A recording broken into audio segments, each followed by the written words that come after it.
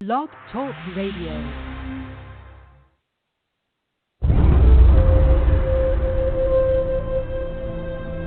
He is the last of his kind.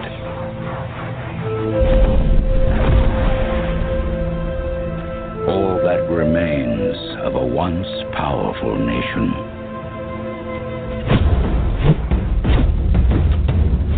Some think he is a myth.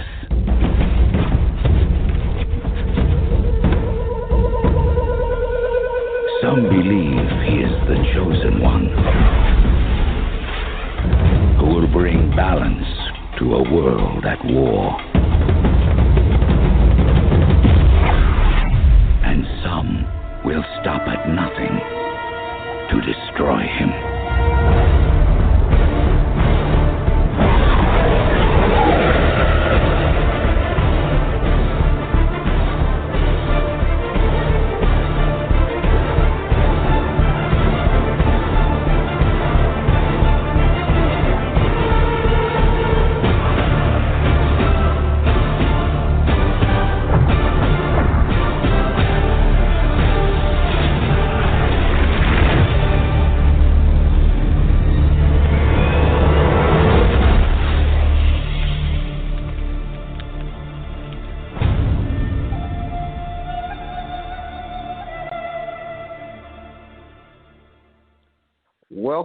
Welcome, everybody, to Morris Talk Live 100. I'm your host, Tarhaka Amana El Bey, and tonight our special guest will be Dr. Walter Williams, the author of The Historical Origins of Christianity and the author of The Historical Origins of Islam. Keep in mind, we are going to be dealing with the following questions and much, much more. Who gave us the chronology of ancient Egypt? When was it given? For what reason was it given? Myself and Dr. Walter Williams will be discussing the chronology of ancient Egypt, Denounced. Before we go forward, I'm going to run to the commercial breaks, and when we come back, we will be ready to go in. Y'all hold on a moment. We'll be right back. Hi, everyone. This is Tarhaka. My new website is online and visible now at www.tarhakadebtelimination.org. That's TARHAKADEBTELIMINATION.org. All you have to do is subscribe by putting in your email and click send. I'll rush you my free report. That includes the information you need on big tobacco and how to get paid. Much more. New website is up and running. TarhakaDebtElimination.org. Just subscribe and I'll rush you my free report, which includes everything that you'll need to know about big tobacco and much more information whereby you can make money. TarhakaDebtElimination.org. Okay, everybody. CTFO is booming. Get your free website and back office right now. Go to www.tarhakadebtelimination.org. That's tarhakadebtelimination.org. We're going into the year 2019, and it could never be more exciting. On February the 5th at sundown, we'll be in the year of the pig. That's the money year, and time for you to go into business for yourself. CTFO is booming. Free website and back office. Now, you know, getting a back office usually costs you quite a bit of money. But here you get it absolutely free. You got your own company, and you can make money with CTFO. Products are outstanding. Go to www.tarhakadebtelimination.org. Hi, I'm Tarhaka. I have questions. What does it mean to be a creditor? What is a secured party? Just what does it mean, all rights reserved and without prejudice? Just what does it all mean? What is the law exactly? To know it all and to use it all, go to www.newdebtelimination.com. That's www.newdebtelimination.com. Get yourself together. Get out of debt now. Learn how to be a creditor and not a debtor. www.newdebtelimination.com. Call me directly, Tarhaka LB, 303-9061, before 7 p.m. Eastern Standard Time.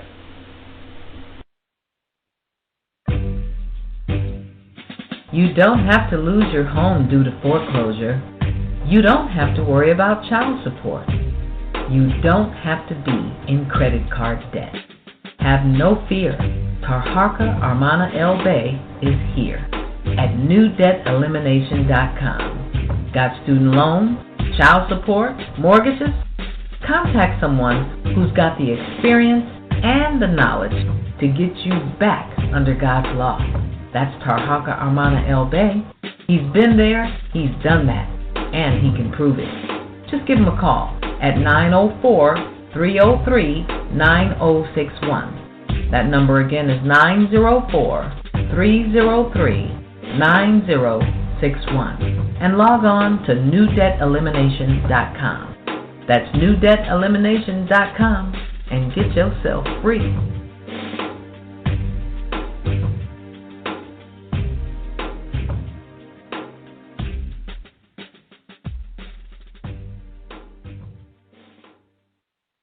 Okay, everybody, we're back. Our guest has arrived, but before we go into our subject matter for tonight, the chronology of ancient Egypt, Denounced, I have before me a book written by the author, our special guest, Dr. Walter Williams, The Historical Origins of Christianity.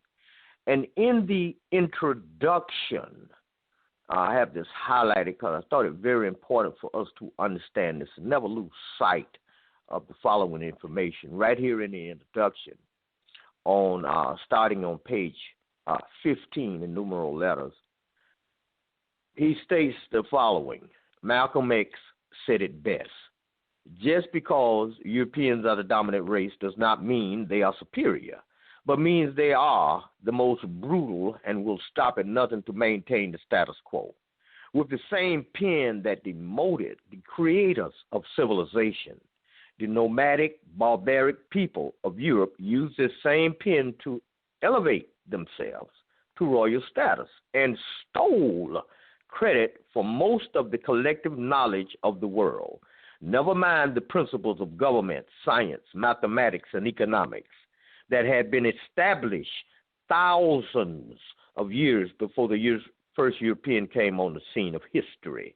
Never mind that Europeans migrated into the land area known today as Egypt and absorbed the ancient Egyptian culture and its high civilization already in place, with a brutal military force and an uncanny ability to deceive, lie, and trick. The impostors of civilization were able to make that which was good bad, and that which was bad become good. The reverse psychology process is now complete. It is important to know that Christianity and the religion in general is binate. It is also important to note that religion embodies a preset value system, and it is the engagement of this value system that we see on two levels, political and esoteric. Christianity and other religions are the instruments of political and social control. They are the mechanism by which Western governments exercise direct and indirect control over their populations. This is the basic political level. On the other hand, The esoteric level holds a special problem for those persons who are of African origins, for it is these people who embrace religion wholeheartedly. When you adopt a God who is not in your own image, when you embrace literature that teaches you to hate yourself and love your enemy, when your oppressor and savior and your God and enslaver are one and the same, you become the principal agent in your own destruction. Your spiritual and physical death are a foregone conclusion. God on earth is the illusion of white supremacy, because white supremacy is ultimately the embodiment of the European as God in the form of incarnate logo Christ. Okay, there you have it. I didn't write this. This comes directly from the introduction of a book, The Historical Origin of Christianity, the author, Dr. Walter Williams, and at the bottom it says, his name is there. It says, there has never been a man that ever walked the earth in human form of any race, creed, or color by the name of Jesus Christ. Now that's point blank.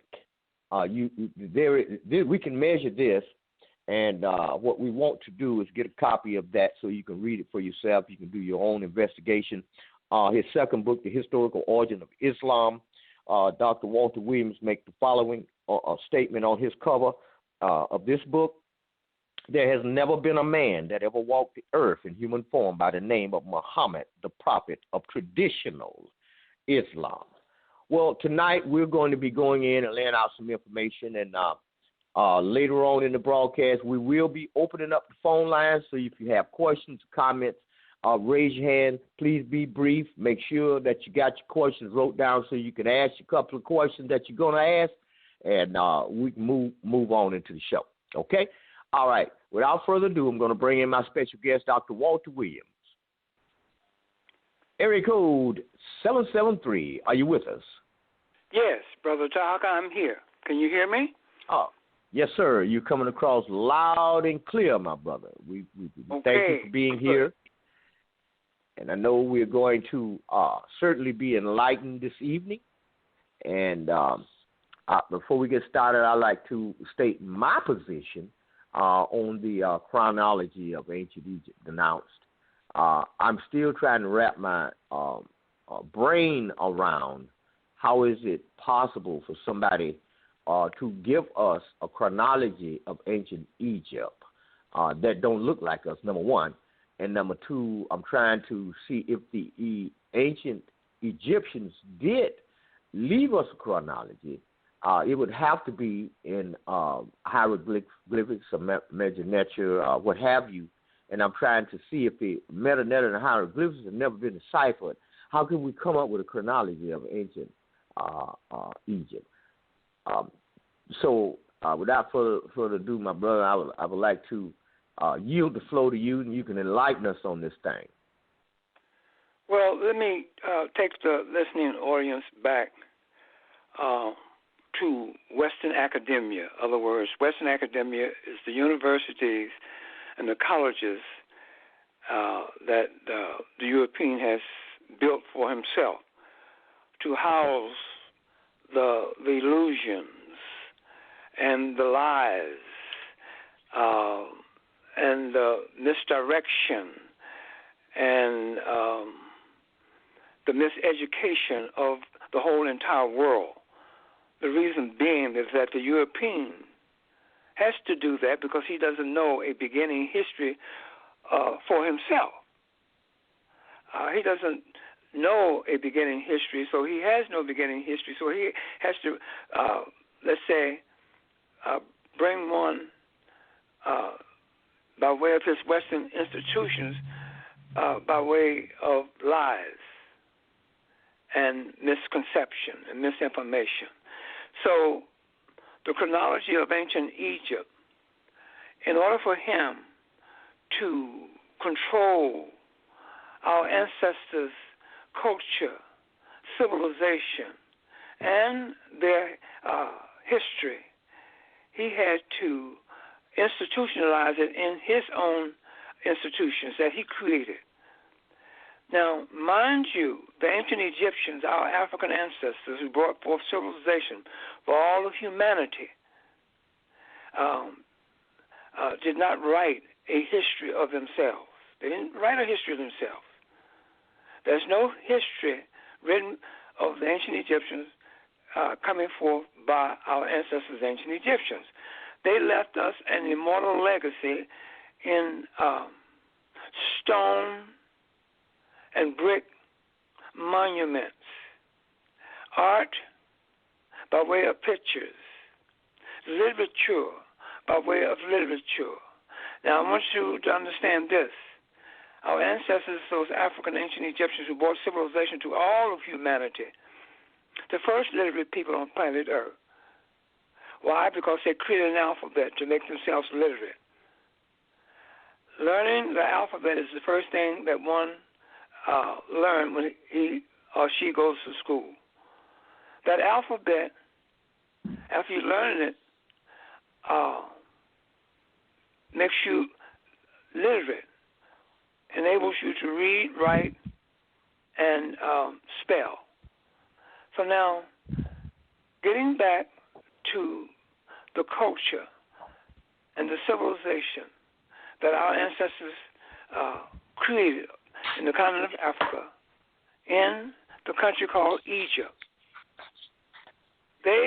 Our ancestors, ancient Egyptians, had a symbolic culture. See, and those symbols has never been deciphered. Only thing that an individual can do today is put his own theory into whatever area of ancient Egyptian history that he wants to go in, or he or she wants to go in. They have to use their own theory to do so, because the ancient Egyptian had a symbolic culture and civilization. Now, Europeans coming up from the 15th and 16th century, we're talking about the Renaissance era of Europe, the 1400s, the 1500s, which is the 15th and 16th century. That's when the Europeans began to come out of the darkness or the dark ages into the light. And it was an African by the name of Manetho who was born in Constantinople, who used to teach at the world's first university for Europeans, and that world's first university was the Hagia Sophia, that church, the world's first Christian church. In that church, they had an institution that only taught hand-picked Europeans, okay? And the teaching staff there at the Hagia Sophia was Africans. So therefore, in 3 years before the Renaissance era began, in 1400, in 1397, an African by the name of Manuel Chrysolorus came from Constantinople, northeast Africa, into Florence, Italy. And what he did was he turned the light switch on in 1397 to launch and to the beginning of the Renaissance era for the Europeans. In other words, for them to come out of the darkness into the light. It's like when you go into a room in your house and that room is dark. In order for you to light that room up, you hit the light switch and it comes on, and the light fixture will illuminate that room that you're in. So this is what Manuel Chrysolorus did for the Europeans. Now, by the Europeans not knowing a beginning history of themselves, they had to create misinformation, lies, and deceit in their information in order to have some type of curriculum that they can pass on to the world, or to fool the humanity of the world, that they were and have something of substance, which they never had anything of substance. They still don't have anything of substance today. Now, in my book that's coming out, and you heard me talk about it for many years now. It's called Dispelling Myths of Ancient Egypt. In the Dispelling Myths of Ancient Egypt, I have a warning in there, because in the chapter 2, which is the Chronologies of Ancient Egypt, I have an example of 4 chronologies in there. And before I get into the chronologies in that book, I have a warning to all African scholars, teachers, intellectuals, and students. Do not use the chronology of ancient Egypt as is being taught and used today. The reason being is that our ancestors never wrote or had a chronology of themselves. So I have this warning in there to all African scholars, teachers, and intellectuals and students: do not use this chronology, because it's based on European thoughts and reasons that they have created this chronology is to give an illusion to the humanity that's walking this earth today as if they have something of knowledge based on knowing something about ancient Egypt. They don't. Okay? So now, first chronology that I have presented in this book, Dispelling Myths of Ancient Egypt, I present and tell the reading audience through this chapter that I found the first chronology I found, and I put it in my book, a chapter on the chronology of ancient Egypt. This came out of a book that was printed in 1867. And a friend of mine gave me this book from his personal library. Sometimes you hear me talk of my good musician friend that lives in Chicago at this very moment and still playing music. He's a saxophone player. He and I came up in high school together, and we played music and gigs around Chicago as professional musicians. And he gave me this rare book that he had in his library. And it's on Egypt. And this book was printed in 1867. Now, when I went to the chronology of ancient Egypt in this book, this chronology that I found in this book listed as the first king of Egypt was Mesram. In parentheses, they had put Menes, M-E-N-E-S. Now, Mesram, as you know, is one of the sons of Ham. Ham is one of the sons of Noah. Ham, 2 other brothers, according to the Bible and the family of Table of Nations, Shem and Japheth. Ham's first son was Mesram, and that he changed his name to Egypt. Of course, Ham had 3 other sons besides Mesram, which was Punt, Canaan, and Cush.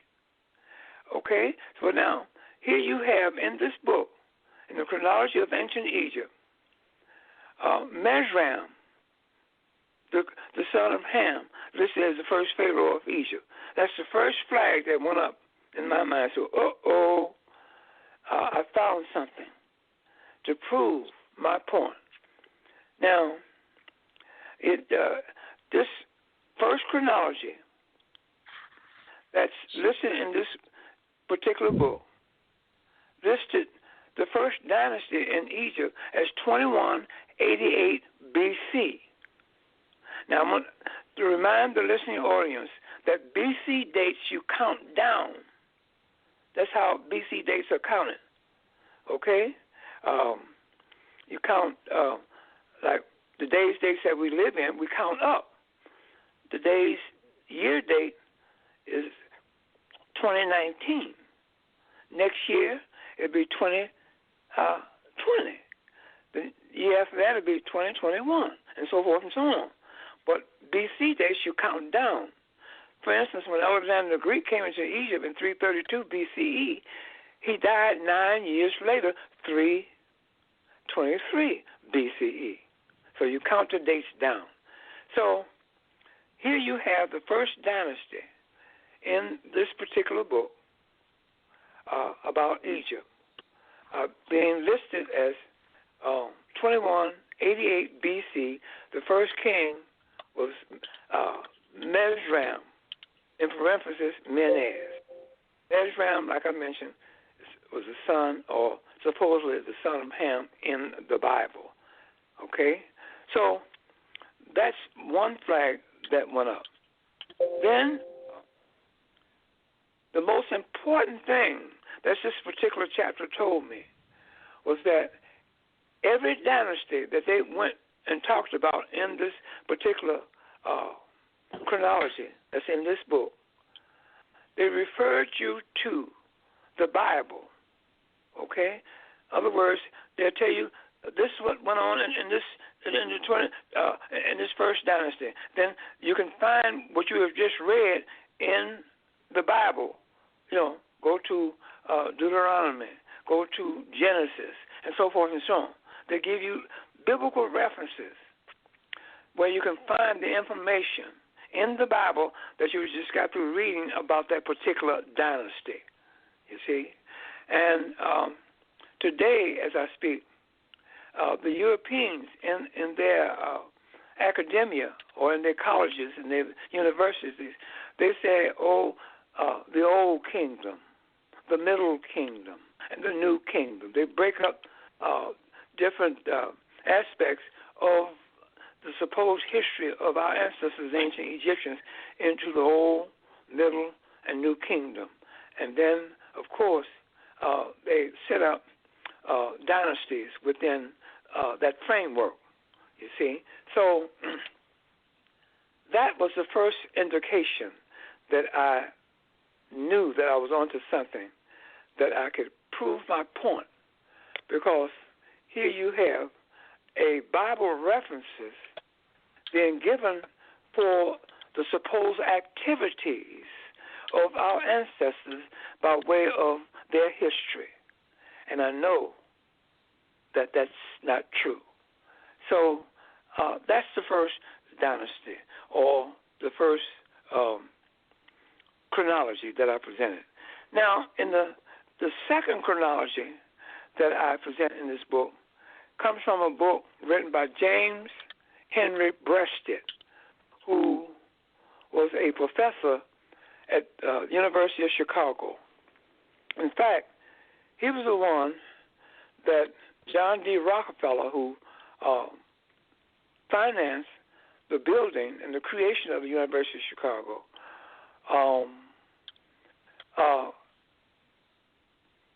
Breasted went to him to finance an institution to be built on the campus of the University of Chicago, and that was the Oriental Institute, which is there today,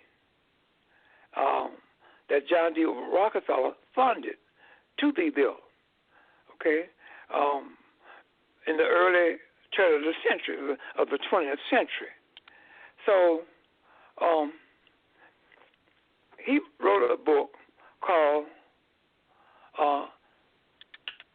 The History of Ancient Egypt, The History of Egypt. That's what his book is. His book is entitled The History of Egypt by James Henry Breasted. In this book, A History of Egypt, there's a chronology in there. And the first dynasty that he lists for the ancient Egyptians was 3400 BC. You see? Now, he goes 1212 years earlier than the first dynasty of 2188 BC. So he's saying that the first dynasty started in 3400 BC. You see that discrepancy there? But now he's dropped Mesram, and he could use Menes, Menes, instead. Menes was the first king and the first pharaoh of Egypt. You see? Now, in this book, A History of Egypt by James Henry Brest that I'm mentioning now, on page 24, he says, and he states, that we do not have or possess a history of ancient Egypt. Now, the we that he's talking about, he's saying that we Europeans do not have or possess a history of ancient Egypt. Then he goes on to say that the pearly information given by Manetho, and you look up the word pearly,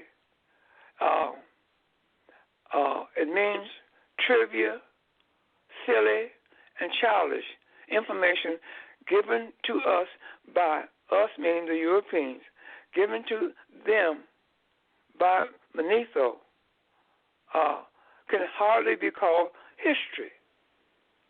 Then he goes on, near the bottom of that page, the same page, he goes into an apology to the readers. He apologized to the readers as for him not knowing that much about ancient Egypt.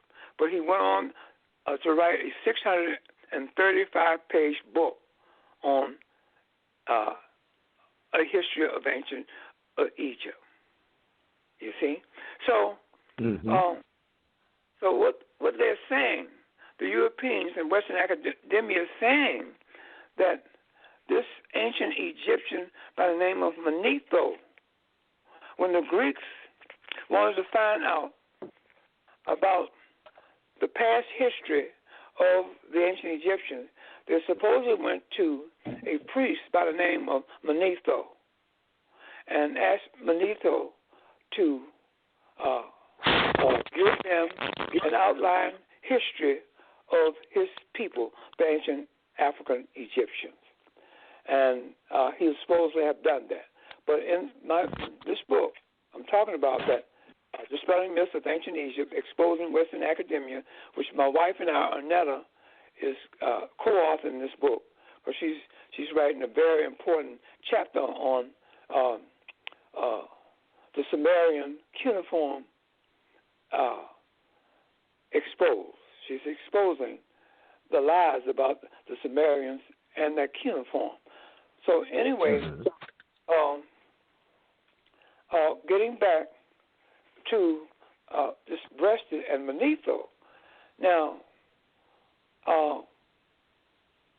in the chronologies of ancient Egypt, there's a very highlighted and important name that always stands out in each chronology. I don't care what or who writes the chronology of ancient Egypt. They always speak about the Hyksos invasion of ancient Egypt. Well, now, I have written a chapter on the repudiation of the Hyksos. There's never been no Hyksos invasion of ancient Egypt.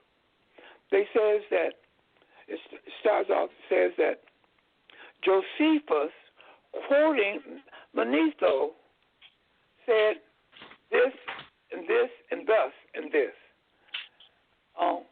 Now, that's never, you put a tracer, historical tracer on Josephus, that's never been a Josephus. Josephus is supposed to have been a Jewish historian. Okay? His birth date was supposed to have been 37 A.D. With a question mark, to supposed to have died in 100 A.D. with a question mark. Now, we're talking about the first century, okay? Now, they're saying that, quoting Josephus, quoting Manetho, said that if you follow the Hyksos will take Joseph or have Joseph and the Canaanites in Egypt. You see, if you follow that line of misinformation, you see. So there's never been a Josephus. So therefore, if he's quoting Manetho, there's never been a Manetho. And Breasted said in his book, A History of Egypt, on page 24, we, talking about the Europeans, do not possess a history of ancient Egypt. That you cannot go by the purely silly, trivial, and childish information given to and written about, supposedly given to the Europeans by Manetho. You can't do that. So that's out. Now let's go back to Josephus not being a live human being, just a biblical character or a name used to enhance the lies about Jews being on earth as a people. They said that this Josephus was a Jewish historian. Not so, because it said that he lived in the first century, 37 A.D., supposedly had been born, died in 100 A.D., with a question mark. Both dates are with a question mark. Now, that's the first century. In the first century, there was no religions, no place on planet Earth. One has to understand that. The world's first religion, man-made religion, was created, and it was called Christianity. When this non-human created creature, and this non-human created creature called Christ and the Virgin Mary was created at Ephesus in 431, at Ephesus in the 5th century. That is the first religion created by man on earth. And in my book, The Historical Origin of Christianity, I walk you through some of that history. But anyway, there was no Josephus because it does not add up to historical facts. If you go and get a set of a Jewish encyclopedia Judaica, the 1972 edition, and you look up Josephon, Josippon, Josippon, and you look up in there, and that article in this encyclopedia will tell you that there's never been a Josephus. Okay? It will tell you right there. So I urge you to, if you're interested and you want to know, then you go. I'm giving you the places where to go to look up, and you get the same information. Okay? So there's no Josephus.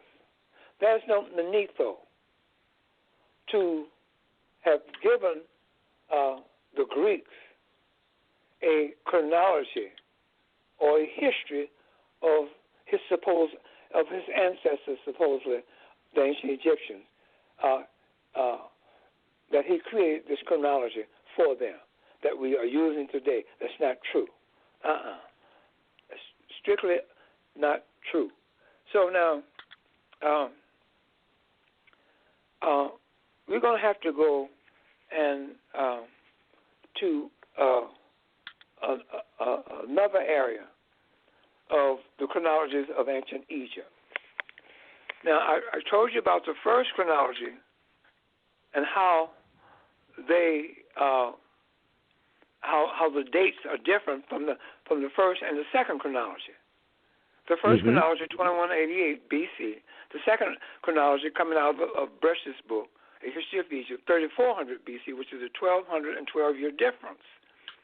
I told you about the first chronology.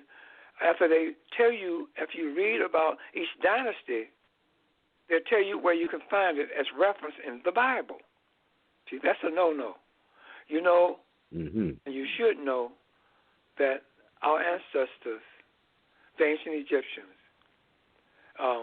during their time, there was no Bible, no religion, none of that was in vogue. And here comes breasted with the second chronology that I put in there.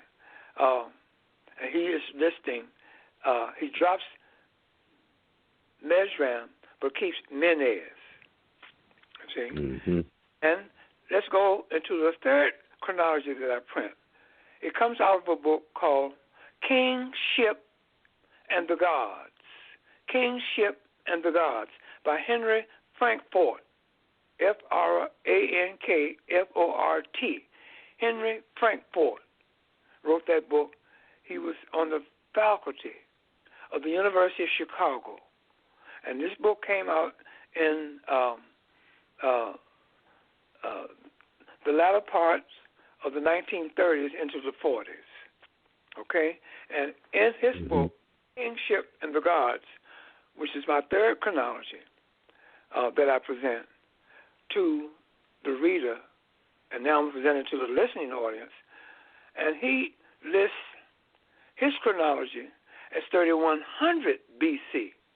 You see, now you got three different chronologies out there, but you got three different beginning dates.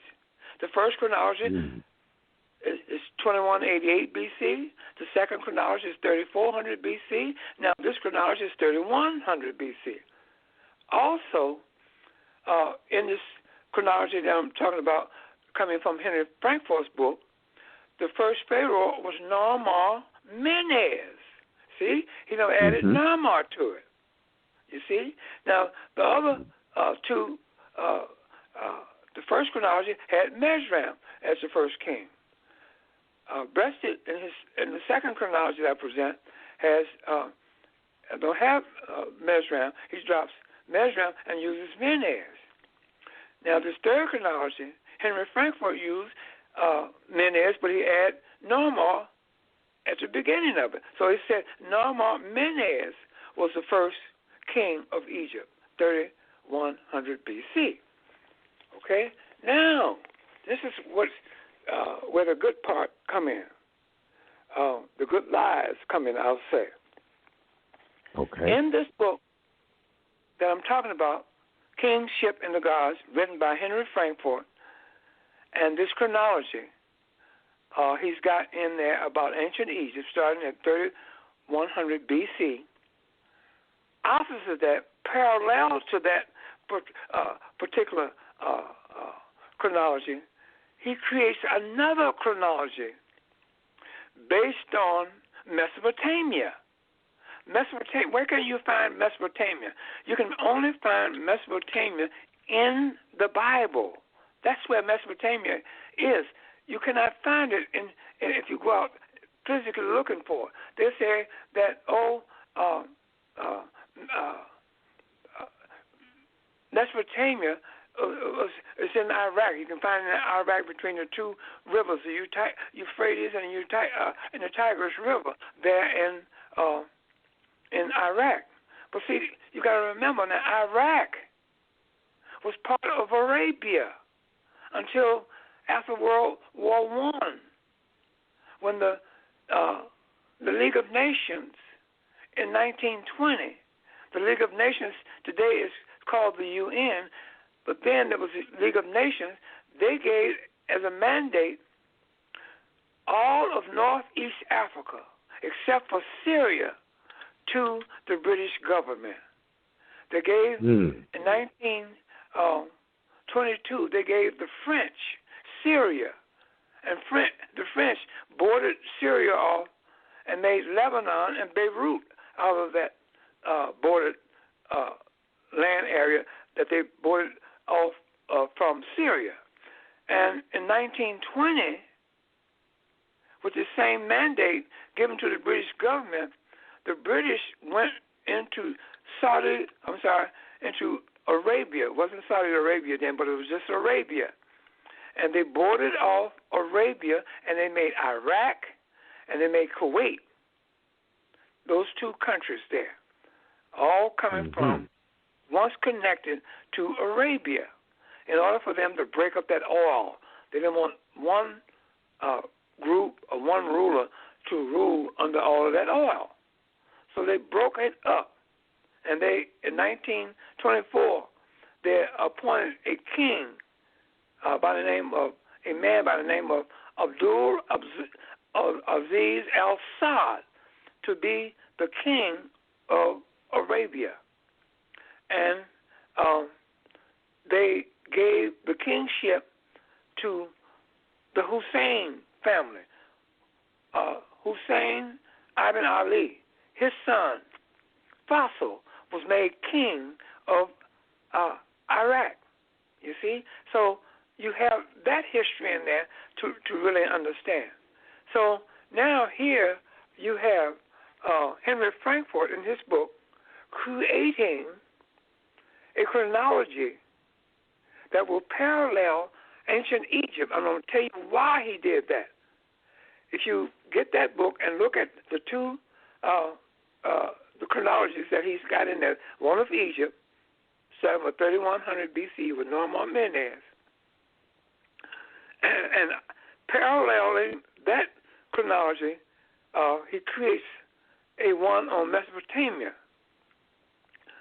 The reason why he did that was that in his chronology of Mesopotamia, he's got the Sumerians in there.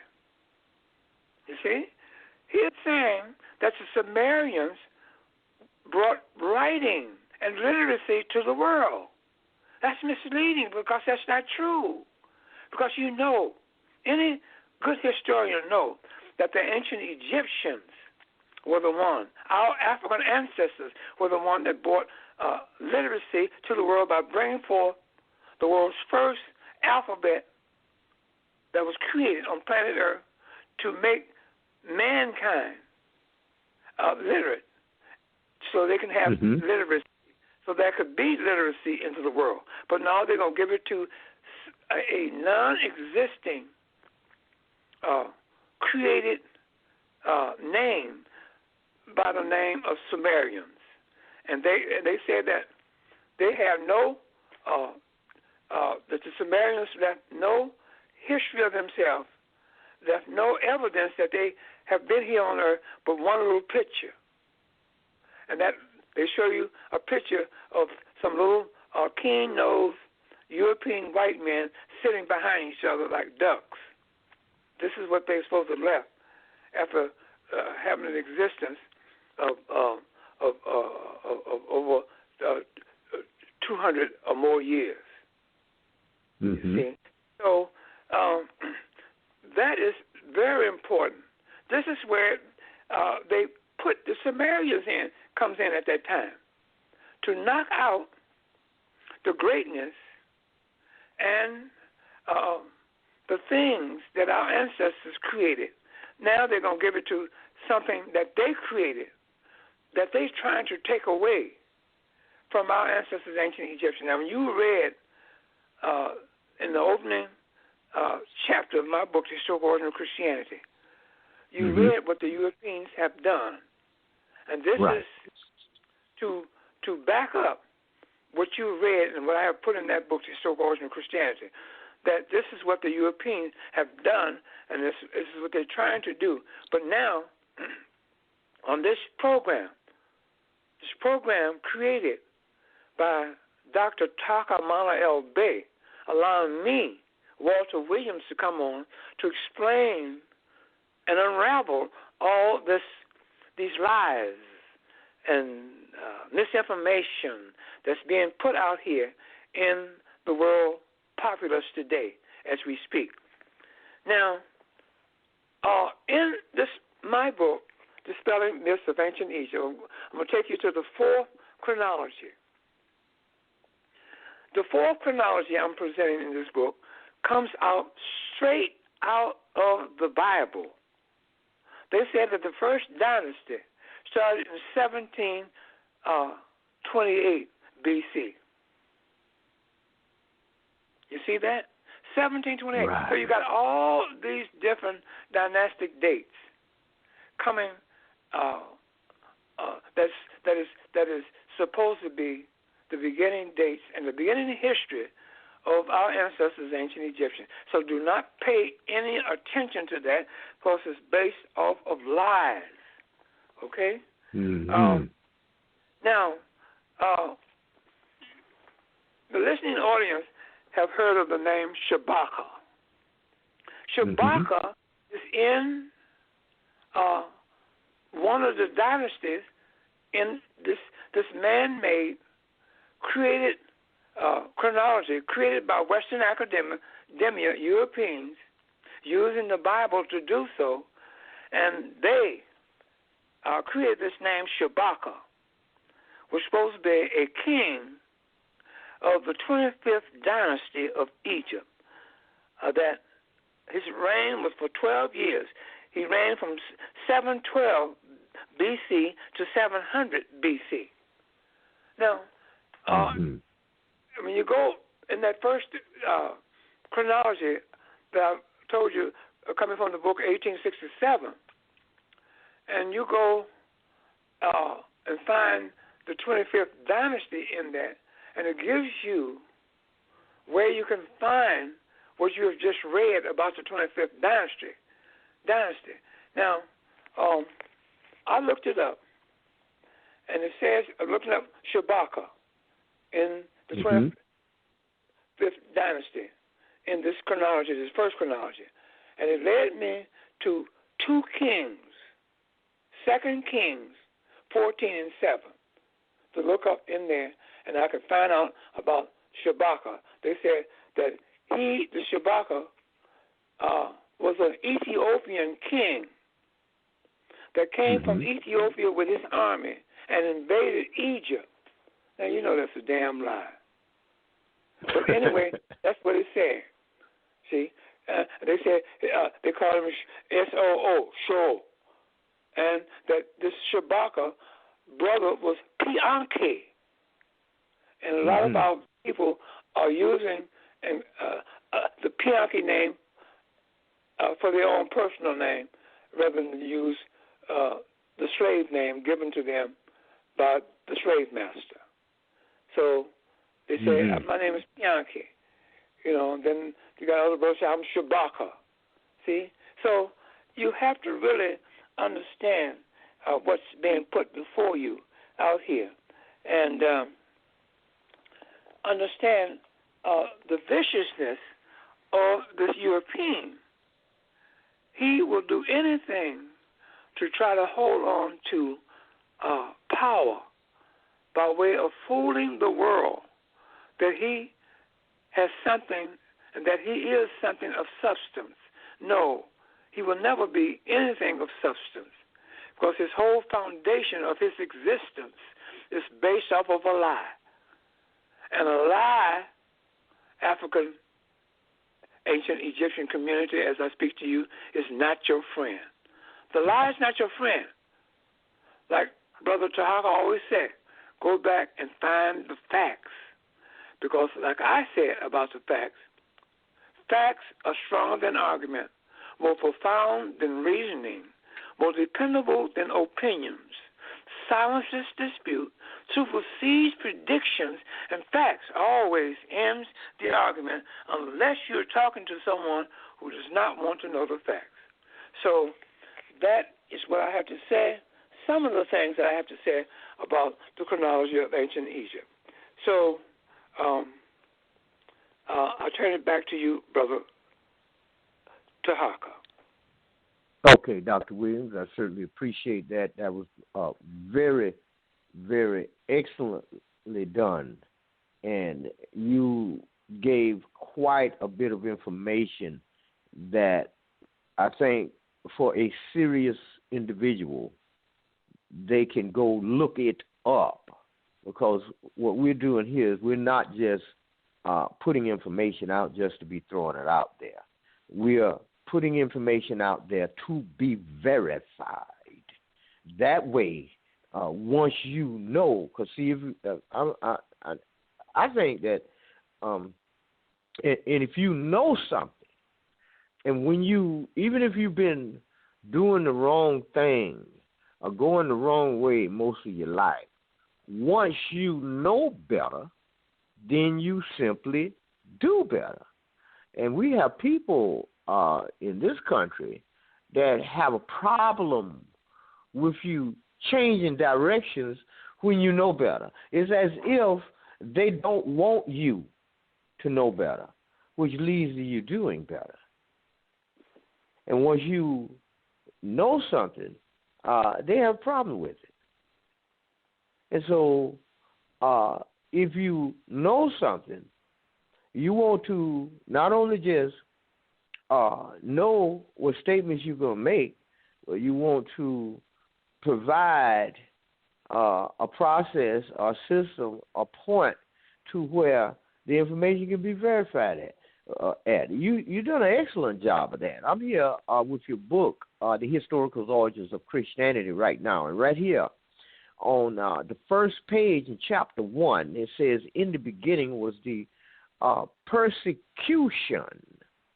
And you stated the following: in order to understand the historical origins of Christianity, one dominant fact must be understood.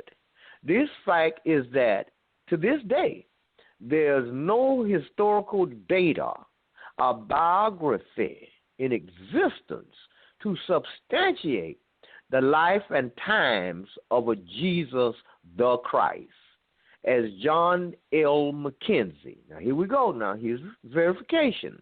As John L. Mackenzie, S.J., states in his book, Dictionary of the Bible, on page 432, the following is written: the writing of the life of Jesus has been the major problem of NT scholarship for more than 100 years. After numerous shifts of opinion, the consensus of scholars in that the life of Jesus cannot be written. The reason is that the data from historical biography do not exist. The only sources of the life and teachings of Jesus are the four Gospels. The contents of the apocryphal Gospels are historically worthless. He goes on to say the meaning of the word apocryphal is fictitious books of uncertain authorship, such as the four apocryphal Gospels of Matthew, Mark, Luke, and John.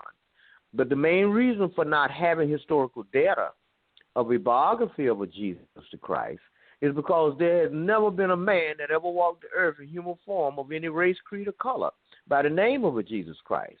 Let's go a little bit deeper and find out how, when, and where the created icon image known as Jesus comes about. This is information put out by a man by the name of Mackenzie, S.J. Dr. Williams,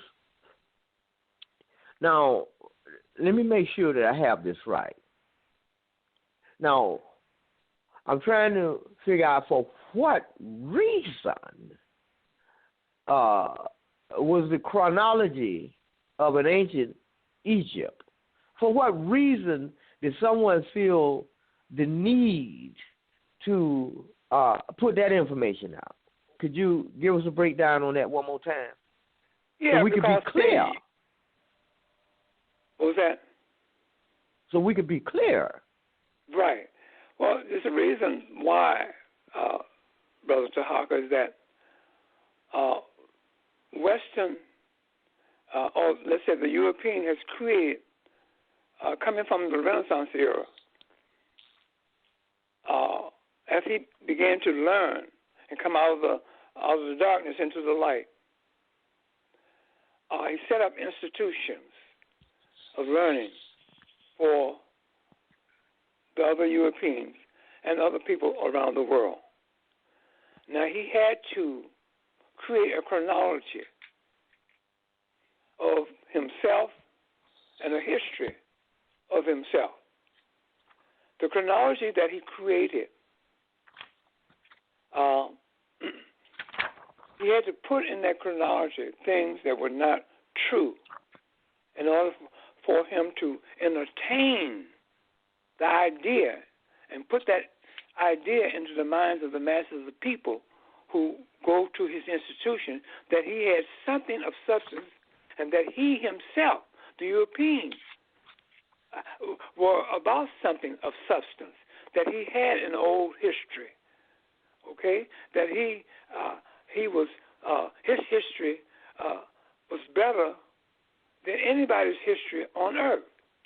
Now, he did that by many ways of trickery, by many ways of putting misinformation into his created chronology or his curriculum that he created to be used in his school system. The main thing was for him to control history. Whoever writes history controls history. If you don't write history, you can't control it. So the key here is that he created a history which is false and fictitious, pseudepigrapher history, based off of misinformation, outright lies. So therefore, but he controls those lies in his institution. So he can put whatever he wants in his institution to give the illusion to all of humanity that he is something of substance or has something of substance, that he has a history of something of substance, which he doesn't have that because he doesn't know a history, a beginning history for himself. He don't know that. So he sets up this false illusion by way of tricks and trickery, by way of putting this false information in his institution, such as you got to be very careful when they speak of Greek and Roman so-called classics. The Greek and Roman classics, you got to be very careful of that, because what they do in Greek and Roman classics is that they give you narrative stories about Greeks and Romans. Only a story now. Then they back those stories up with art. You see, showing you a Greek life and Roman life.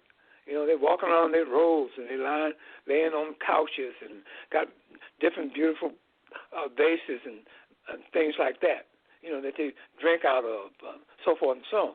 That's called Greek and Roman classics, and that's done by art and literature, by writing a story and putting it into their institutions and teaching it to the masses of the people all over the world.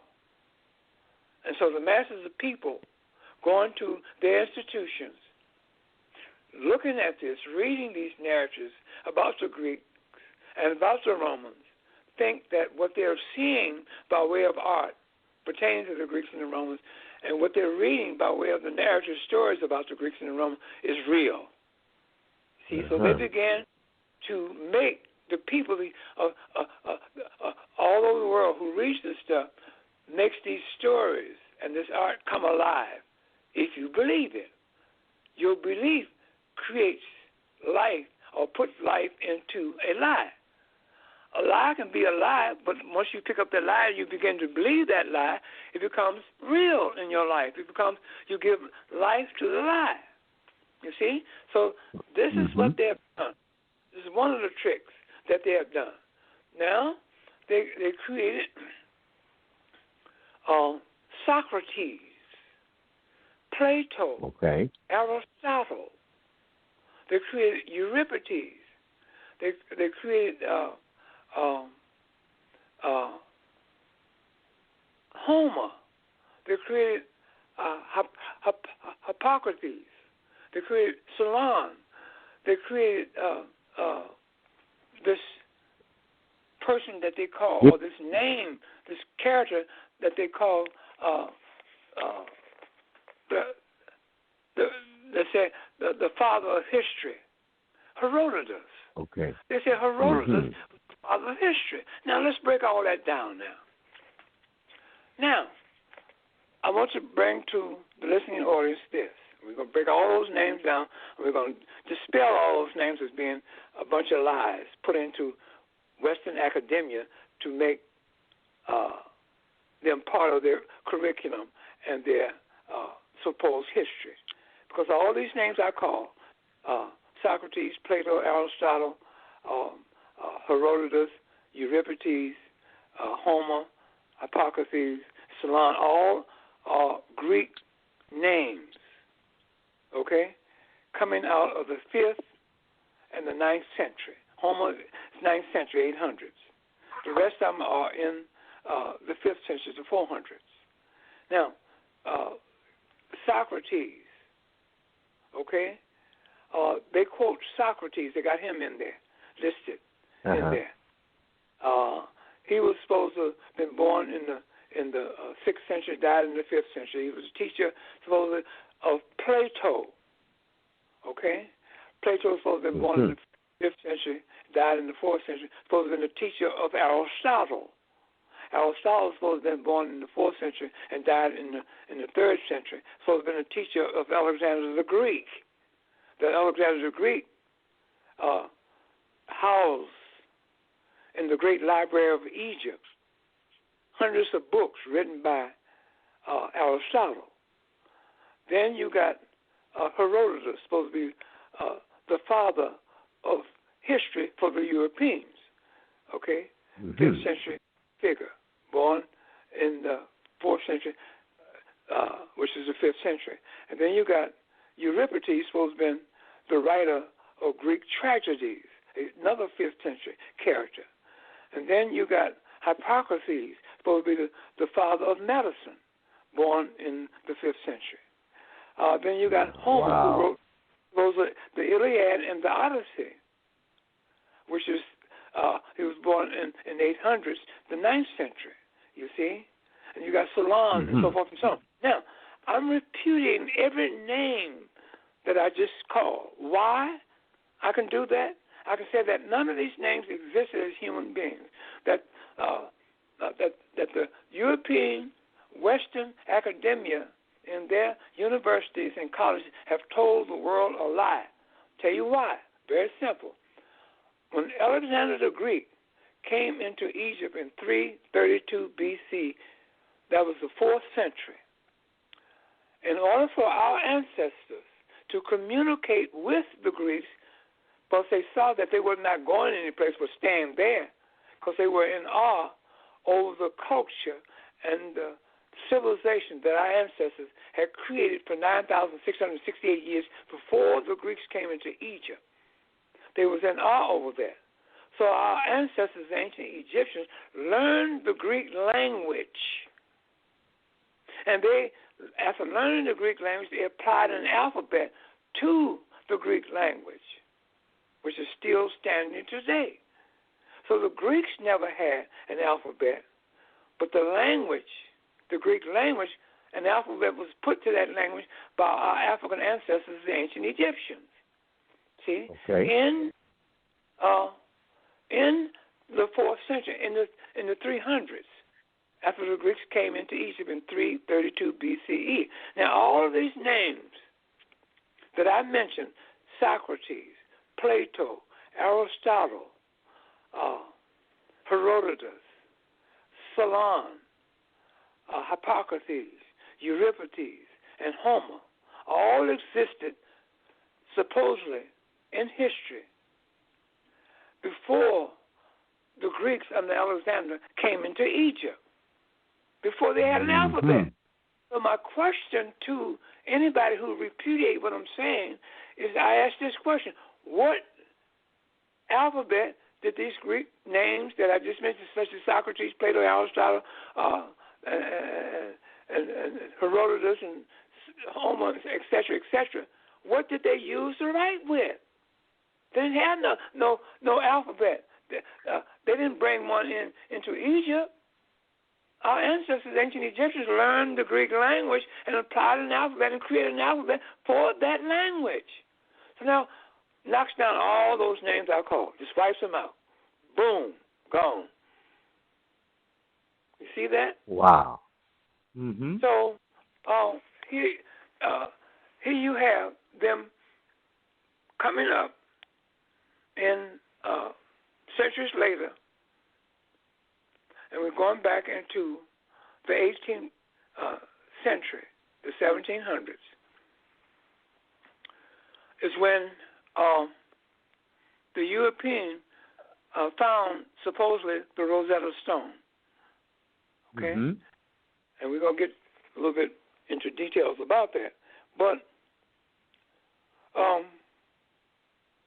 that's when they came in to realize that how important, they already knew how important ancient Egypt was, but they found a way to try to institutionalize. This is the key word. They've tried to find a way, and they call themselves finding a way to institutionalize in their institution our ancestors' culture and civilization. Okay? By saying that after finding the Rosetta Stone in 1799 by Napoleon and members of his army, find this Rosetta Stone in Rosetta, Egypt in 1799, that this gave them the key to decipherment of the hieroglyphics. Walter Williams comes along in my book, Historical Origin of Christianity, on page 127, denounces that. And I put in my chapter on page 146, why the Meta-Netia hieroglyphics has never been deciphered.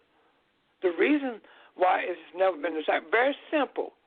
Because in order to decipher those pictorial symbols, which supposedly list about 400, 600, 1,000, 1,500, some said 2,000 glyphs, you would have to ask the ancient Egyptian who drew those symbols what he or she meant for them to be, and they were not around for you to ask that. So that's out. So now, here you have these Europeans having an institution. So they need ancient Egypt to incorporate in their institutions. So they created a chronology of ancient Egypt. You see? And the chronology of ancient Egypt is what I just explained to you at the beginning of this program. Right. About those chronologies that's out there about ancient Egypt. Each one different date, each one different name of the first king, and so forth and so on.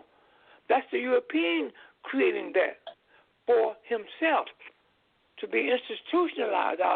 Our ancestors, our African ancestors, ancient Egyptians, culture and their civilization, they're now trying to institutionalize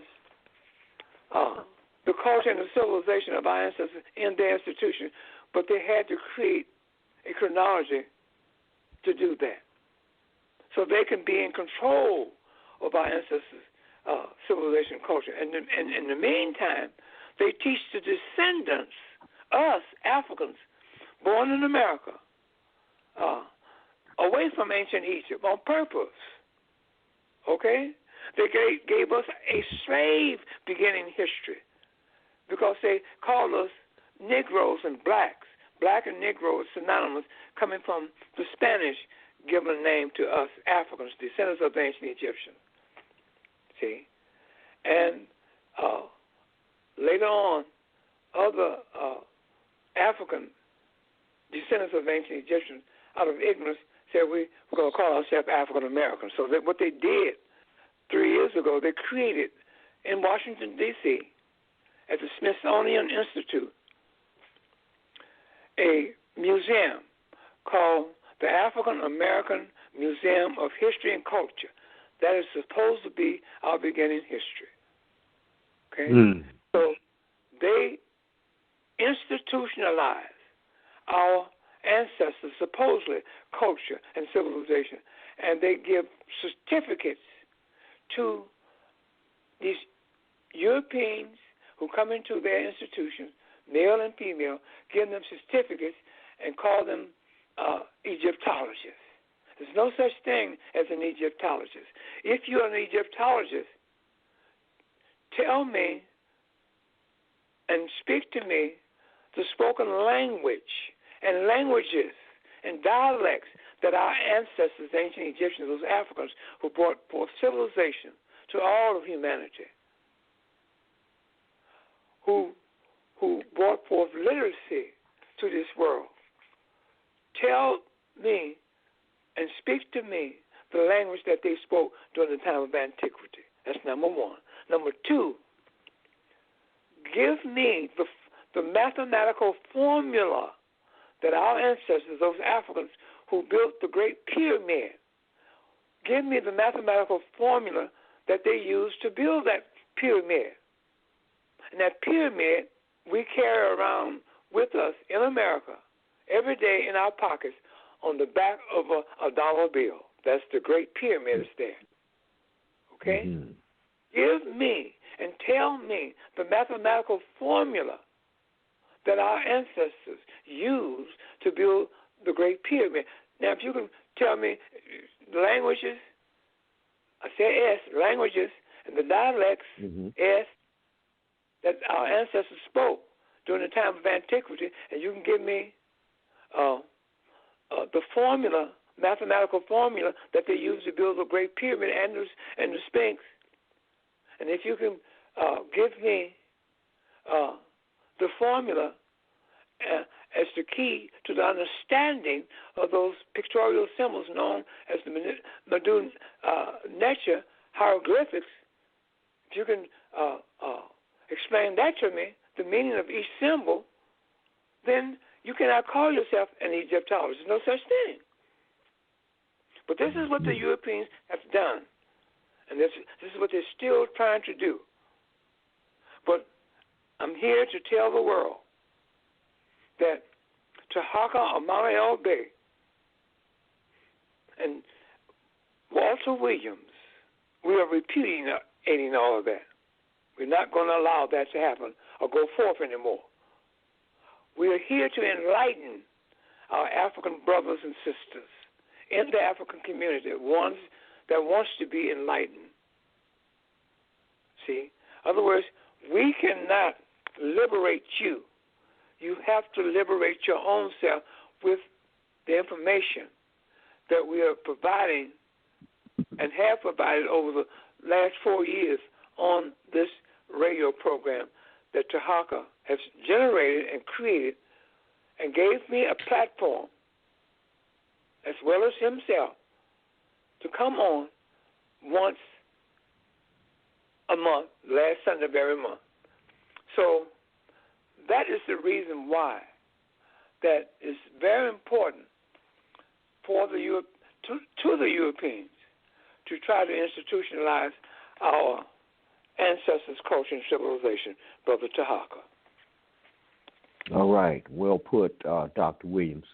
I know you told me quite a while back the formula that one should use when he's dealing with subjects, especially when it comes to his story and our story.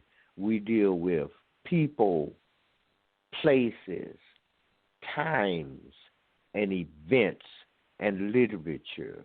That is an excellent formula, because I think back, and if you, especially when it come to times and events, because I read the gentleman's book. His name was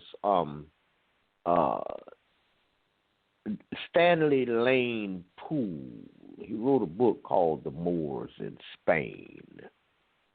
And he tells the story of when the Moors were driven out of Spain after having elevated the culture and built libraries all over the place. One library housed over 6,000 manuscripts, and they built public baths so anyone could just walk off the street and walk behind a wall and bathe themselves and introduced cleanliness to a savage people. But after they were driven out, according to Stanley Lang Poole, bathing was outlawed in Moorish Spain, according to Stanley Lang Poole. Now, when we come to a time after that, we have what was known, and this can be verified. It's called the Black Death of Europe, that decimated over 3/4 of the entire population as a result of outlawing bathing and these people going back to their ways, and the fleas on the rats carried this disease called the bubonic plague. You might want to go ahead and Google that, because once you know better, you do better. If you're dealing with people, places, times, events, and literature, and you're getting the facts lined up in actual events that occurred, in my opinion, I'm trying to see where belief in something come from. Why are you continuing to believe in something instead of getting the facts about something that you can verify? Which means if you do, and you know better, and then you can do better, you can change. I had a situation the other day where I had 2 engagements to attend, and I love my family. I love my brother. I love my mom, and my sisters, my children. I love them. However, certain members of my family are still involved in believing in this religion and practicing Christianity. And I was told to meet my brother at the church, and we would go and pick up my mother, and we would go to dinner to celebrate his birthday. But what he didn't tell me was there's a function at the church. So when you come to meet me at the church, I'm not going to be out there to meet you. I need you to come in the church and see the function. Well, I'm not to the church for a function. I'm to the church at the specified time you told me, so that we could do what we are supposed to do in order to celebrate your birthday. It didn't have nothing to do about a function. So I waited there as everybody filed into the church. It could have been the president of the United States and the entire city could have came with him and went into the church. But I'm not there to go into the church. I'm there to meet you at the church to go to the function that we were supposed to go to in order to celebrate your birthday. Now we have a problem because you didn't show up, and so I left because we didn't keep the bargain that we had. So when you know better, you do better. But Dr. Williams, at this time, I'd like to let the listening audience know that the phone lines are open. If you have a question or comment for Dr. Walter Williams tonight, now's the time to press 1 on your phone. That will give me an indication that you have something to say, and I will let you into this forum here, and you can ask your question or make your comment. The number to dial into the show is 310-982-4184. Press 1 on your phone, and you can talk to Dr. Williams right now. He's here right now. I always see when we put up the videos on YouTube, everybody has something to say. Well, you're here right now, Dr. Williams, and now is the time. We have a caller raise their hand at area code 708. I'm going to open up the phone line. 708, you're on the line. May I hotel Dr. Williams and Brother Tarhaka? Oh, Keith from hotel, my brother. I believe this is Keith. It is. Okay, my brother Keith, yeah. How you all doing tonight? We just fine, great. brother. Come on in. Okay, good. I just call, show support, and I always enjoy your lectures, Doc. Always learn something, and just wanted to give a shout out to the both of you for the great work that you're doing, and I'll just leave it right there. Well, I will say this. Let me just add this right quick. I saw, Brother Tarhaka, you had shared the lecture on Facebook, right? And so I liked, and I attempted to share it to different venues or even on Facebook, but it was blocked. So I don't know what that's about. But just to let you all know that went down today for me. And again, I'll relinquish the line, and may I hotel. Thanks again. Okay, may I hotel, my brother. Yeah, that's my dear friend Keith, and he has a very beautiful wife, Joy. So we have a very good friendship together. Yeah. Mm-hmm. Yeah, he was mentioning about the blocking over there on Facebook. I posted the ad on Facebook, and I go back to make an attempt to put it in the groups that I've created there and on the pages that I have created there. And I found out that it was telling me that, well, this goes against the standards, Facebook standards, and I'm trying to figure out, well, what's the problem? I created a group. People follow the groups, they join the groups, and I post information for the benefit of the people. But Facebook is saying, well, we had to block this particular ad because it goes against the standard. You have a link in your ad that goes against the standard. So what I did was when they told me what link it was, I went and erased the link and attempted to repost the ad, and it's still telling me, well, it's we block. You still going against the standards that we have set here, and we're going to have to block the ad. So what I did is I recopied and left out the blog post links, which they are right there on my website. Anybody want to go there, they can read previous articles. The information is there. If you want to look up documents, are there. If you want to look up any previous broadcasts that we have that's listed on our blog posts, all of that information is there. There's quite tons of information. You can access that by going over to my website at tarhakadebtelimination.org, and the links are there. The blog posts are there. The link to click on to look at the documents. Periodically, I add new documents and stuff that are there. But as far as Facebook is concerned, we have to keep in mind that Facebook has been hacked, and you have people from a lot of different foreign countries now that are able to hack in and pretend to be you. I put up one group. It's called the Moorish men and women business group, and then I put up a Moorish Egyptian group. And I noticed that every time I look around, someone is trying to join the group. And every single time, it's someone from a foreign country that's trying to get up in there. And I always delete them every time. I'm waiting on my people to come in there. That's who it was created for. It was not created for anybody else other than us right here in the United States.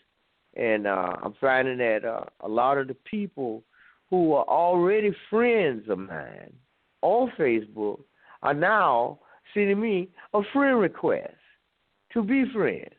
So that's telling me that they are assuming identities. They're doing everything they can to infiltrate this and to learn something or sell you something or do all man. There's no telling what all they're doing.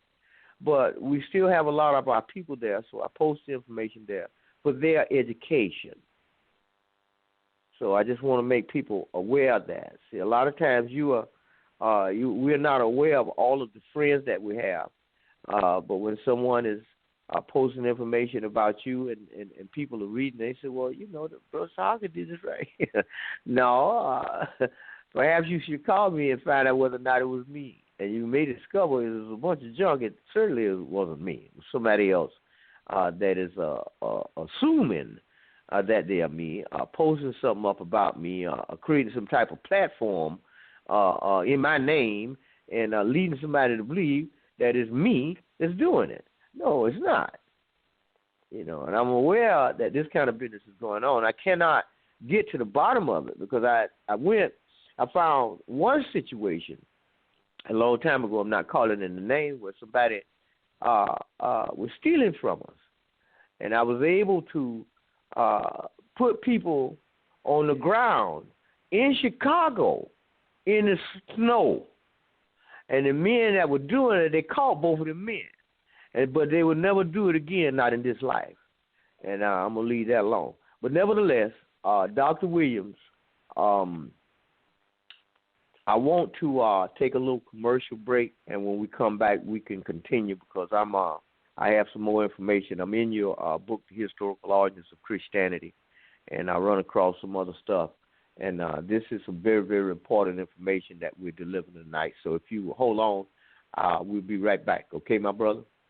Okay, right here. Okay. All right, ladies and gentlemen, don't hesitate to dial into the show. 310-982-4184. Press 1 on your phone. That will give me an indication that you have something to say. As far as the information that Dr. Williams has delivered tonight, he has done an excellent job on this information. And I'd like to congratulate him.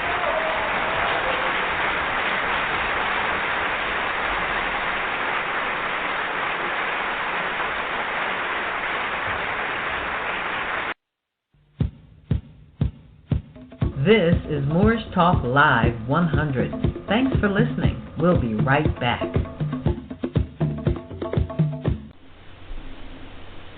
Hi, I'm Tarhaka. I have questions. What does it mean to be a creditor? What is a secured party? Just what does it mean, all rights reserved and without prejudice? Just what does it all mean? What is the law exactly?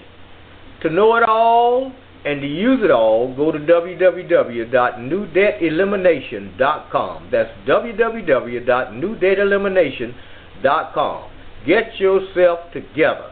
Get out of debt now. Learn how to be a creditor and not a debtor.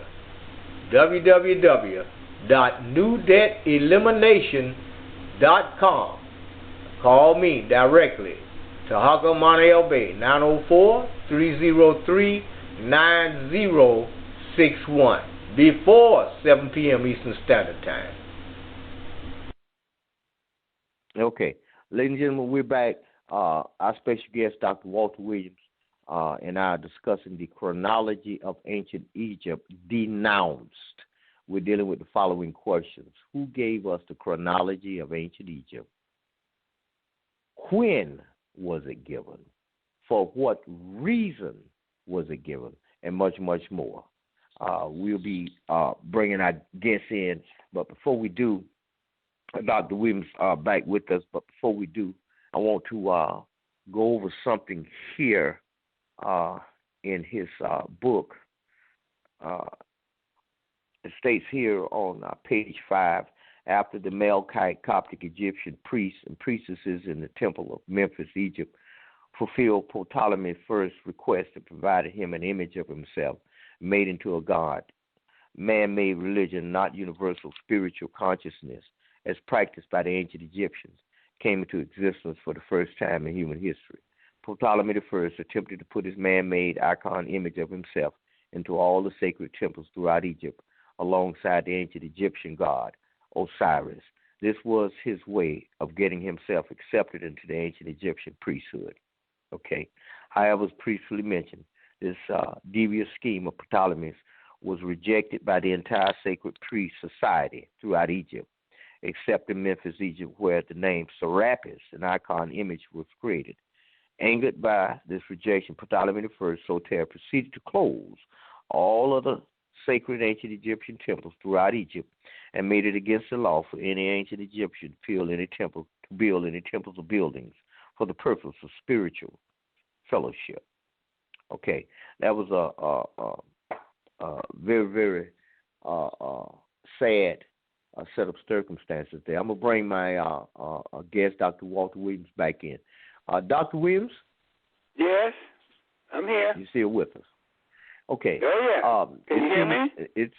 Yes, sir. You're coming across loud and clear, sir.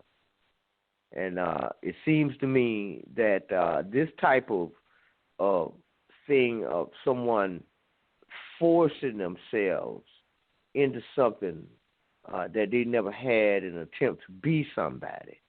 But it is amazing to me why people will continue to do the same thing they've been doing over and over and over again, even after being exposed to the truth and encouraged to invest in the opportunity to come to the conclusion of the truth and have the facts. But they would rather instead ignore the facts and continue to believe a lie just because they've been doing it for a long time. And I think they really have a problem with people like me and you because we won't stop telling the truth. We just keep telling the truth and putting it out there and making it available for people. What is your thoughts on that, Dr. Williams? How can we? What more do we have to do to get these people to know the truth, see the truth, come out of the churches, shut the door, lock it, stay away from it, shut it down? What more do we need to do, man? Well, how do we get rid of this belief? Well, you see, the thing about it, Tarhaka, is this. An individual human being living in America, in the African community, a part of the African community, we're talking about 50 or more million of us living in the United States of America as Africans, descendants of the ancient Egyptians, we're going to have to come and wake up our own selves. If you think that something is wrong, you have to think that something is wrong first. Mm-hmm. You got to look at things square in the eye. And the things that you're looking at and should be looking at is facts. You should be seeking the truth. You want to seek the truth. Like I always said, that we as an African people, we should know and try to learn what happened to our African ancestors, the ancient Egyptians, after the Greeks came into Egypt. So, no one can liberate anyone. You and I can only do what we are doing right now at this very moment. I can only bring out the information that I have been studying for 44 years about the subject matter and the subject that we talk about on this program over the last 4 years. So I can only bring them the information, and you can only bring them the information, and also you can only provide the platform for the information to be brought to them. Once the information is brought to them, the words coming out of our mouth should provoke them to think. That is our purpose of bringing forth the truth by way of facts, by way of the word, by way of literature. So therefore, if they are not awakened or will refuse to wake up at that point, there's nothing that we can do. Because Carter G. Woodson said it best. If you can control a man's thinking, you do not have to worry about his actions. And that's true. So, who has the minds of our people in the African community today? You have the school system that teaches us away from our history on purpose. They give us a pseudepigrapher, false and fictitious history of ourselves. And that is, they tell us that our beginning history started with slavery, that we are little black Sambos, like they taught me and gave me the book when I was going to grammar school, right here in Chicago. So they misled me. They didn't teach me anything about my history that was done on purpose. But they gave the white child the same book, Little Black Sambo, to make him feel superior over me. Mm-hmm. You see? So that's number one. The school system has our minds, and we allow our children to go into these various schools put up and created by Europeans and put upon us their curriculum created by their institutions with the sole purpose of miseducating us, degrading us, and making us a people without substance, and to demoralize us as human beings. This is done on purpose. The second faction that brings about our downfall is these churches, these religions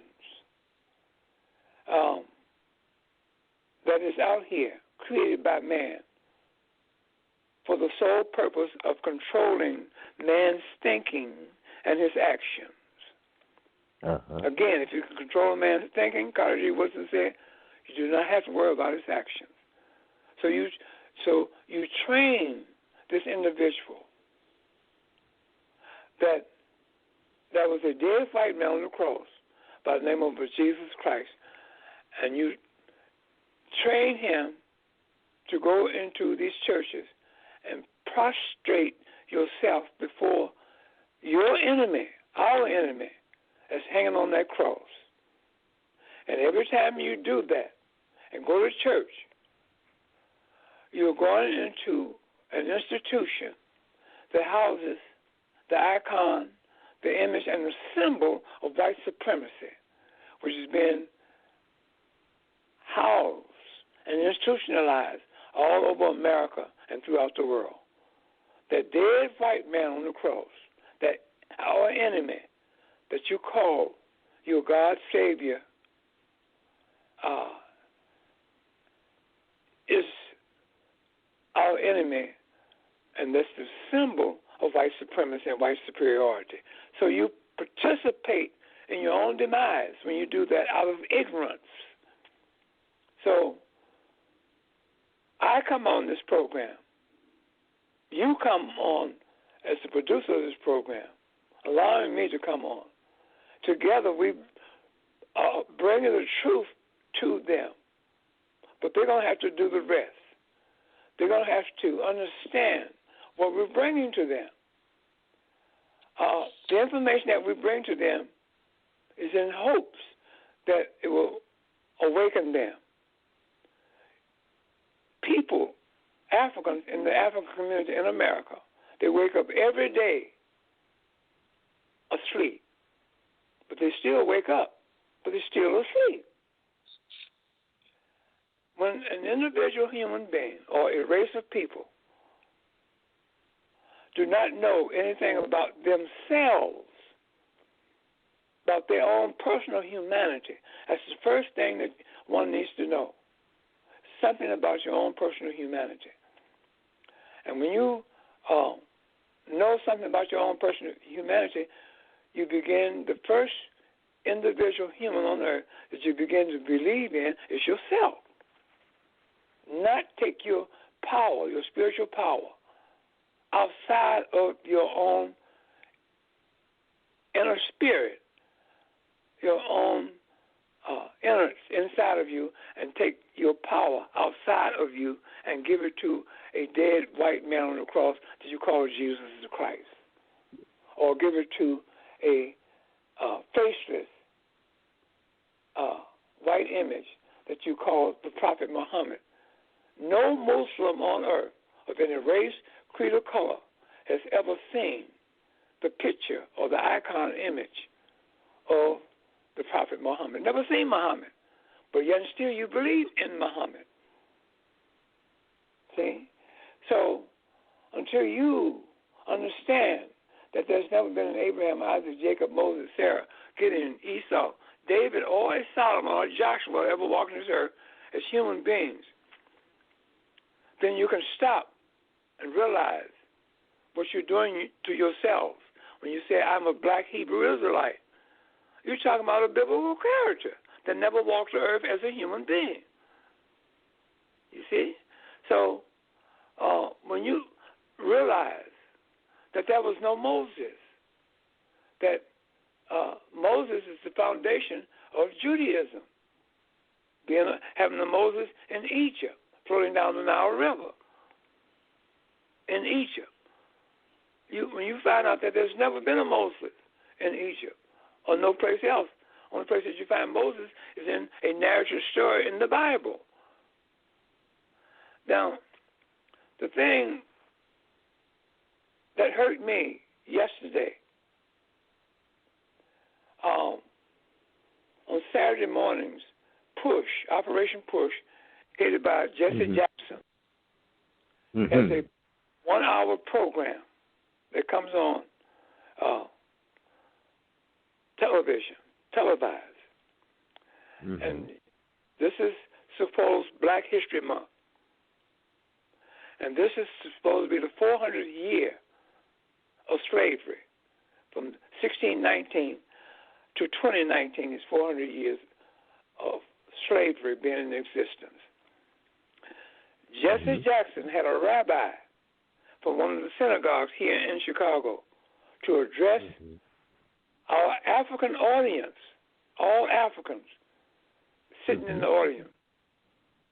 And he told them that our ancestors, the ancient Egyptians, and he called them the pharaohs, had Jews in bondage in Egypt. And they sit there because Jesse Jackson and those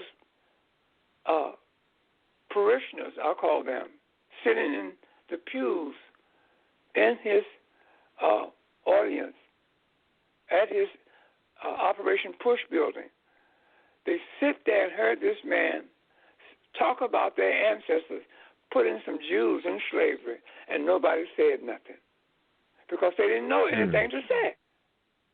Jesse Jackson thought he was doing the right thing, and the people out in the audience, they didn't know any better.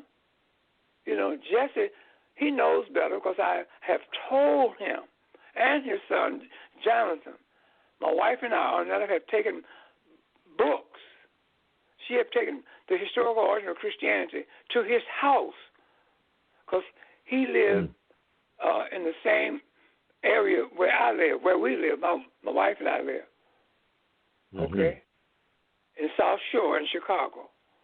And she took a book over there and put it at his door and left it. That's been about 5 years ago. And about 2 years ago, going on 3, we took a package with CD tapes in there, literature in there, newspaper articles telling him, like, for instance, there's a newspaper article that I have that came out in the Metro section of the Sun-Times in 1999. It says little-known facts about Egypt. It says that even though scholars have searched, they cannot find any evidence of a Moses ever been in Egypt. Mm-hmm. It went on to say that 10 plagues never occurred in Egypt. It went on to say in this article, the Exodus never occurred in Egypt. It went on to say in this article, slaves did not build the pyramid. So now, I took other articles in there and brought it. My wife and I took it to push, hand delivered it to push, and left it there. And the guard said she will take it up to his office and put it at his desk. You see? Mm-hmm. And he has the audacity to have a Jewish rabbi come in there and insult our people and telling them that their ancestors enslaved some damn Jews. You see? So we're going to have to learn history about our ancestors. We're going to have to go back and find our way back to ancient Egypt. In so doing, when we get back to Egypt, that will give us a land identification. We, 50 million or more Africans born in the United States of America, are without the knowledge of land that we can identify and nationalize ourselves around and unify ourselves around. We have to have land to do that, okay? And the only land that's left, that's unoccupied in the continent of Africa is in Egypt, even though it's occupied by foreigners over there, those Arabs there in Egypt. They are not the indigenous. They are not Africans. They came as in there and occupied Egypt. So therefore, we're going to have to get back and claim the culture of our ancestors. That's the key. Claim the culture, and also claiming the culture, we're claiming Egypt, ancient Egypt. It has to be known as ancient Egypt. That's what we're claiming. Okay? Mm-hmm. So therefore, we're claiming the ancient Egyptian culture that was created for 9,668 years before the Greeks came into Egypt. That culture and civilization was created by our African ancestors. That's what we're going to have to claim. And we're going to have to learn as much as we can, and however we can, about the history of the ancient Egyptians. And we're going to have to learn about the beginning history of Europeans' history. And we're going to have knowledge to do that in order for us to liberate ourselves out of this ignorance and this confusion that we're in. It's going to take people like Tarhaka bringing forth his knowledge, creating a platform to bring forth a Walter Williams and others who have something of substance to bring to the table so we can find our way out of this dilemma that we're in over here. Until we do these things, find our way back to ancient Egypt, find ourselves to our own and learn about our own personal humanity, learn about the history of the Europeans, and divest ourselves from all these man-made religions which confuses us. We do not need a religion, because if an individual human being will go to the mirror and look in the mirror at the image that looks back at him and say to himself, I was not born with a religion. That's true. No human on earth was born with a religion. You got 7, close to 8 billion humans walking this earth of all races, creeds, and color. No human on earth was born with a religion.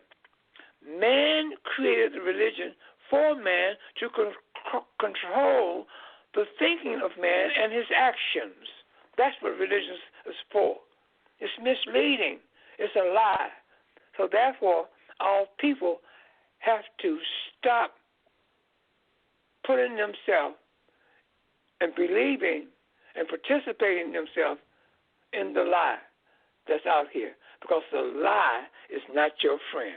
Remember that, Africans in America and throughout the world. The lie is not your friend. Brother Tarhaka? Okay, Dr. Williams, I'm right here. You're absolutely correct, and I certainly appreciate you explaining that to us. We're going to be converting this broadcast into a video. It'll be up on YouTube. We'll post it on all the social sites. For the listening audience, for those of you who go to Tarhaka, deadelimination.org, right there to the right on the home page is our my widget. For each time we do a blog talk show, when that show ends, it goes directly onto that widget, and you can scroll through that and listen to our past several shows that we've done right there on that website. If you're not on YouTube or what have you, bring it up on your phone and just type that web address in, www.tarhaka.deadelimination.org, and you can listen to this broadcast over and over so that we can get it right. You can send it to your friends and family, and when we get it over there on YouTube by tomorrow, please click on the like button, and if you have comments, don't hesitate to leave your comments, and you can share this thing with people in your family that's stuck on religion of some sort, constantly been believing and just believing and believing and believing all their life, and living the same life. Nothing's changing. They keep going through the same thing. Times getting harder and harder, and they can't figure out what the problem is, but they're not willing to change their thinking. And as far as I'm concerned, there's nothing better than being free, set free from some stuff you've been believing all your life, and then you come into the knowledge of the truth. You're free. Me personally, I live a very enjoyable life. I enjoy every day. I don't deal with any misery, anything like that. I'm happy and excited every day because I'm not bound and burdened by these beliefs. I don't live in fear I'm gonna die and go to hell somewhere. And if I'm going there, somebody trying to send me there, I need to know exactly where it's located, so I can go there, at least go there early and write down the address or location of where it is, and then I could tell other people where it is, and they can go by there and see it for themselves also. But then when I say stuff like that to certain people, they become upset with me because I'm not taking them seriously about something they believe in and a place they believe in that they ain't never seen in their life. But yet they want to send somebody there. It is amazing to me, Dr. Williams. The Lord said it. Okay, hold it right there. When is the last time you've seen the Lord? When you ever seen Jesus or God? What side of town did you see him on? Was he at a restaurant? Or, where? But you're not supposed to use that kind of common sense. You see. Correct. If you tell me you've seen Brother Denzel Washington here in Florida, well, where you see him at? Well, we've seen him. He was downtown to the landing, and he was giving out autographs and stuff like that. Okay. I'm not going to doubt you about that because I believe the brother exists. I know the brother exists. I've seen him and all this. But when you come to me, Jesus said, well, mission control, we have a problem. But I have questions about that. Yeah. So that's the way I look at the situation, and it frees me to live an enjoyable life. I was sitting up here Saturday, and it was a beautiful day, and I decided to get my a little barbecue stuff out and put it out there and enjoy the sunshine and listen to me a little soft jazz and relax from my work and what have you. But I got a phone call from a relative. The first thing out of my mouth, I'm having some real serious problems. I said, hold on, right there. Before you try to put it in my mind, why don't you relax and call me back and start telling me about all the good things that done happened and how wonderful life has been up until the point about the bad thing. Call me back and tell me about that. Don't call, Tell me. I'm out here enjoying it. I'm relaxed. I'm not bound by any religious belief. We got rid of all of that, and I'm enjoying eating. Here you come, trying to call me to let me know how miserable you is, so I can keep you covered in misery.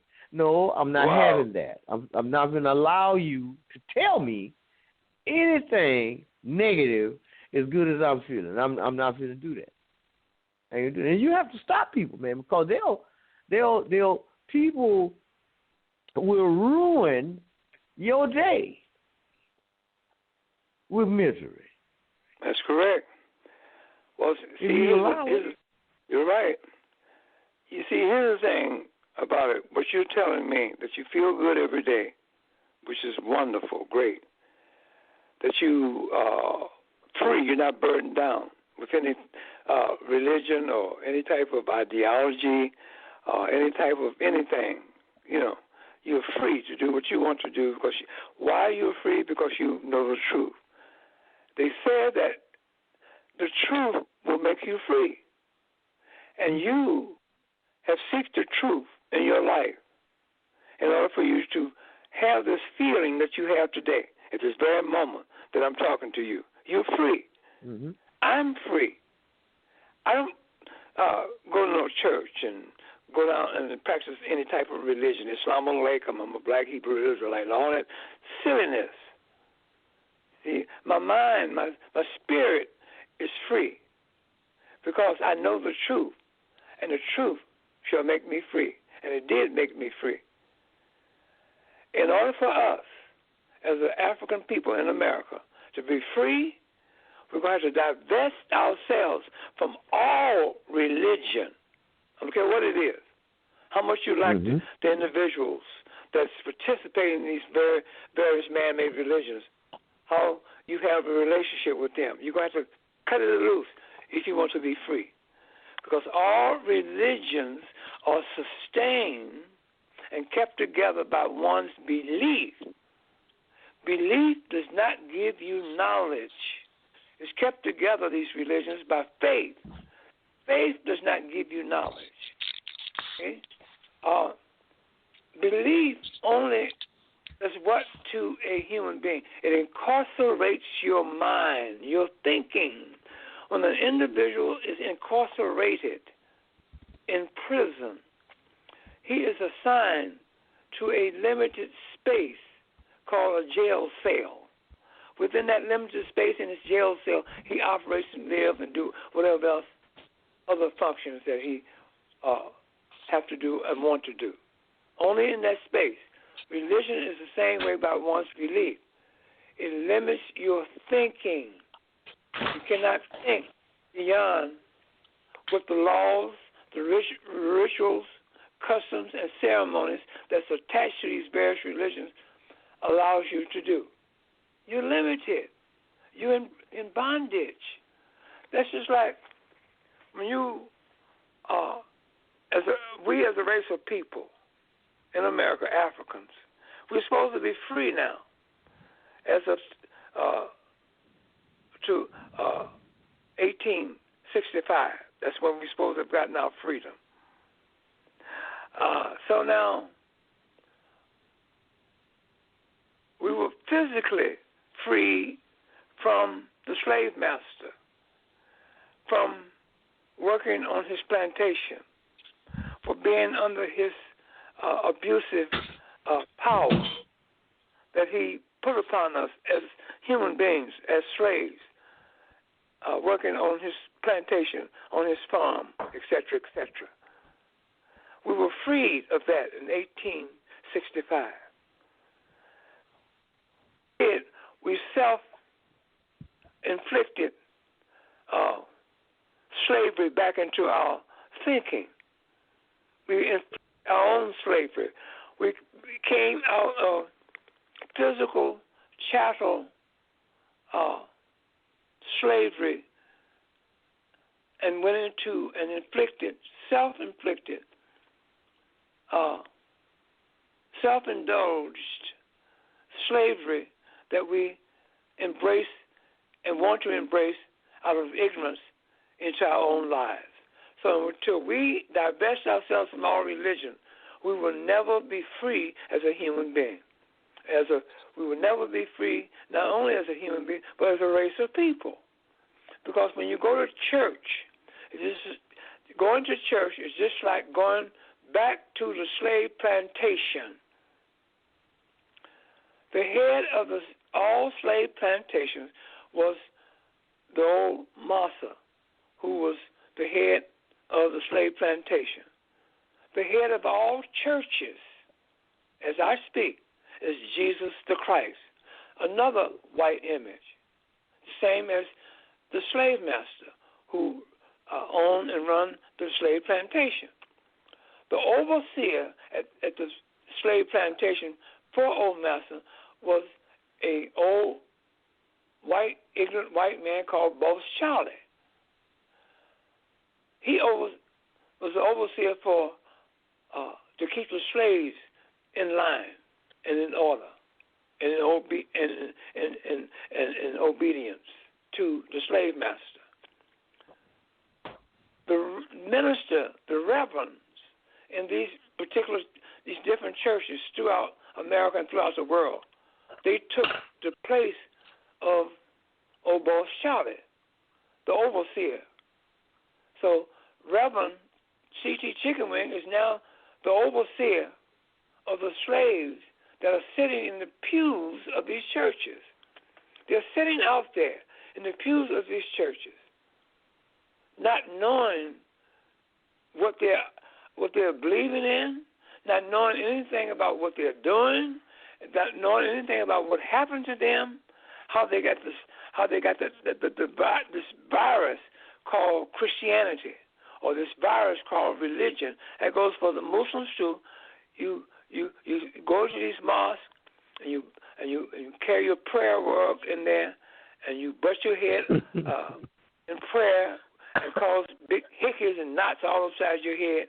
You don't know what the hell you're talking about. You be mumbling something you know nothing about, and you go through life like this. See, out of ignorance. So the time has come for you to stop that. Know what has happened to us as an African people. Know that icon and that image and that symbol of white supremacy has been institutionalized all over the world, in all Christian churches, all over America and all over the world. Know that. You have to know that.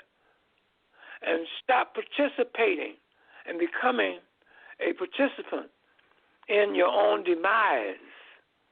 You see? You have to ask yourself, what is the name of your God that looks like you?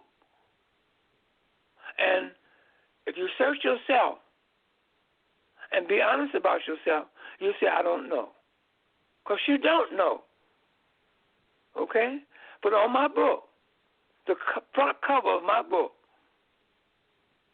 is a picture of an icon of Osiris, the African deity of ancient Egypt. Osiris is our deity and looks like us. So if you want a God that looks like you, Osiris of ancient Egypt. Okay? And if you want a goddess that looks like you, it's Isis of ancient Egypt.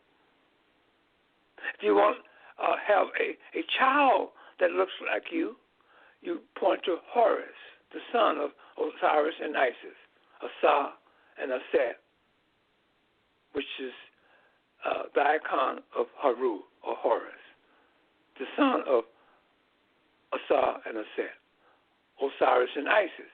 So therefore, we're going to have to, in order for us to get out of this dilemma that we're in a dilemma. So we're going to have to get out of this.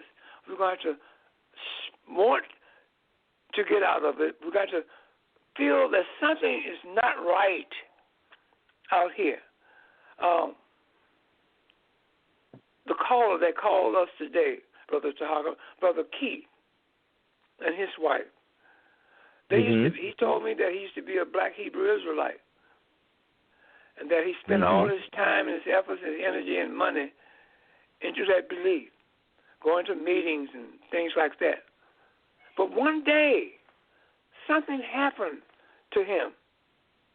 He began to look around. His eyes began to open. He began to wake up. And once you wake up, you know, you say, something is wrong with this picture. What is it? Let me go and seek and find out. They said, if you ask and it'll be given to you. If you seek and you'll find it, so forth and so on. So he found his way back to the truth. He and his wife Joy, they found themselves back to the truth. So therefore, he's still living a free man and a free woman in this truth. So the truth, if you know the truth, it shall make you free, Brother Tarhaka. You are absolutely correct. I'm glad you brought that up. Dr. Williams, I got a very, very dear friend of mine. And one day he and I and my brother, they are, of course, they all attend church. And we was talking about the game because they have a habit of getting season tickets to the game. I said, well, what you're doing is you're going inside the stadium and you are giving these people your hard-earned income to watch millionaires run up and down the field. And when you come out the stadium, you 95% of what happened at the game, you done forgot that. All you got was a good feeling, and the folks got all your money. And I said, well, why don't you set it up where you all can make some money before you go in the game? And I showed them how to do that and all that. And but one of the guys, he was listening to what I was saying. And what he did was he went back to the church. And instead of doing what I told him to do, he went and enlisted the church and put the church in it. And what the church did is they came to the stadium and opened up a big old booth out there. They selling everything. They got popcorn, they got drinks, they got hot dogs, they got chicken, they got it all. The whole booth was running in there. People piling up in there just buying and buying. And he's in there working. Boy, he's working so hard, he just a sweating, just working. I said, man, I see you took my advice and you took it and gave it to him. Oh, yeah. I listen to what you say. I said, well, you must have listened good enough because you ain't supposed to be doing this right here with the church. So later on, you know, I forgot about it. But then I asked him one day, I said, you know what? I said, bro, I said, how much did y'all make that day when y'all was at the game, you know, with the church, you know, opening up the booth? I said, y'all got to have made over $3,000 or $4,000. He said, man, I think we made way more than that. I said, well, how much did the church give you? Because you was working, man, you was sweating, you was jumping, and it was your idea. What did you get? He said the church didn't give him 1 cent dime. Wow. They didn't give him damn penny, man. Not 1 nickel. He say they say it's for the church and it's for the Lord, doing the Lord's work. And I said, okay. So the pastor and the deacons and all them, they got all the money, and you didn't get nothing, not now dime. And every time I called him, I said, well, brother, we finna have a little gathering over the house. We're gonna have a meeting and stuff. Well, I can't come today because I got to go out and I'm in charge of watching the church parking lot.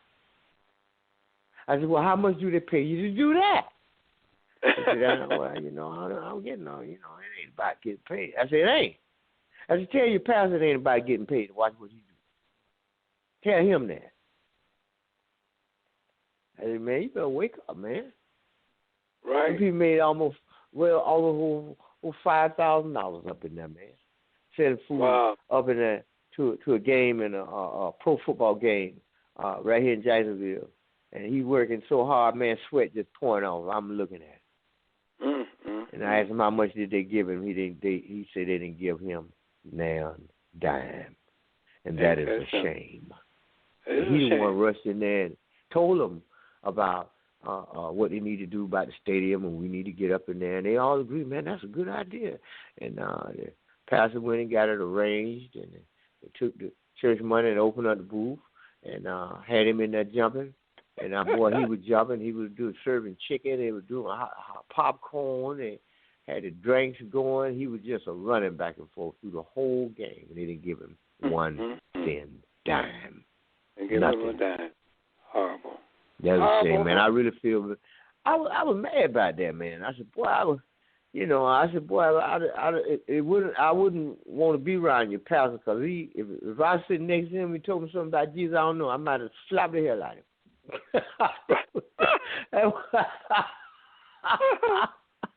That's my friend, man. I really like the dude, man. For him to get played like that, man. I had a pastor tell me, I went to church one time, and right after me and my buddy had closed down our nightclub, and we went to the church, and they had us up in there, and the pastor said, you know what? See all of y'all? All y'all get together, and each one of y'all get 10 people in, bring 10 people a piece into the church, and they pay their tithes. 10 people paying 10% of the tithes and stuff. He said, with y'all group right there alone, he said that's $100,000 right there. Wow. I said, well, hey man, that didn't. So I said, well, Pastor, if we do this here, what percentage of the $100,000 will I get?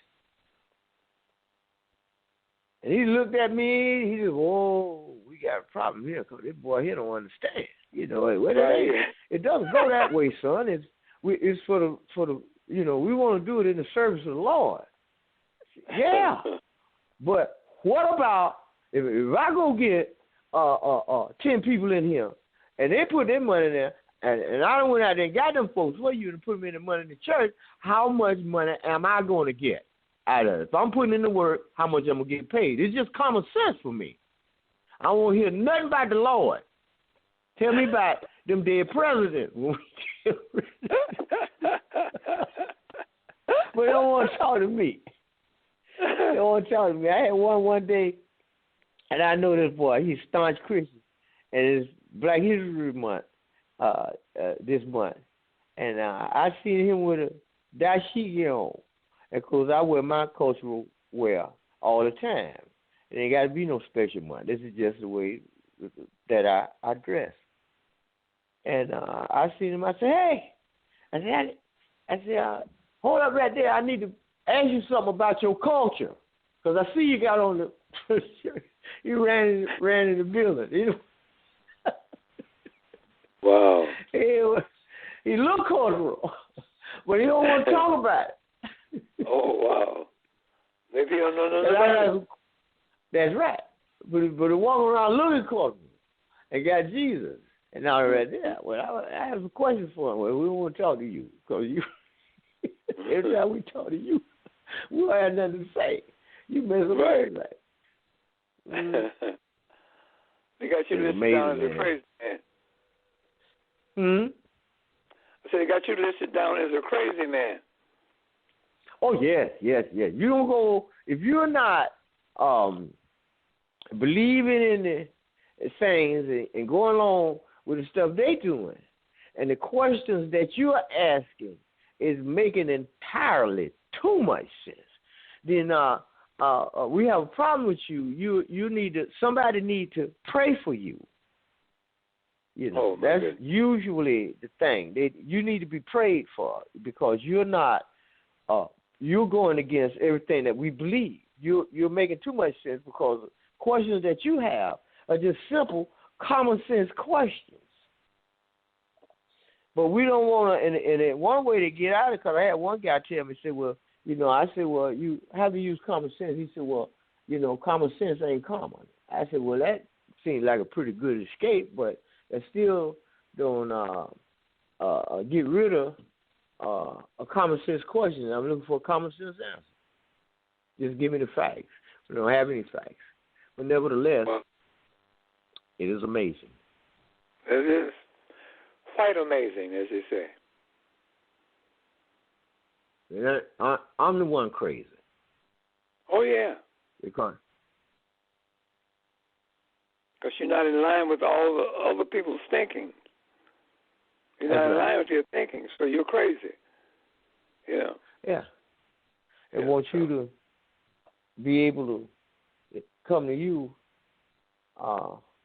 with their heartfelt beliefs. Mm-hmm. And but I just look right straight through that. Stop with that. Just give me the facts. That's I correct. even had one lady try to tell me that we shouldn't even be concerned about facts. That's one of the problems that we have. We need to stop. Facts are just anybody can write a book, and there are all kind of books that's been written out there. And facts are you don't want to just live your life on facts.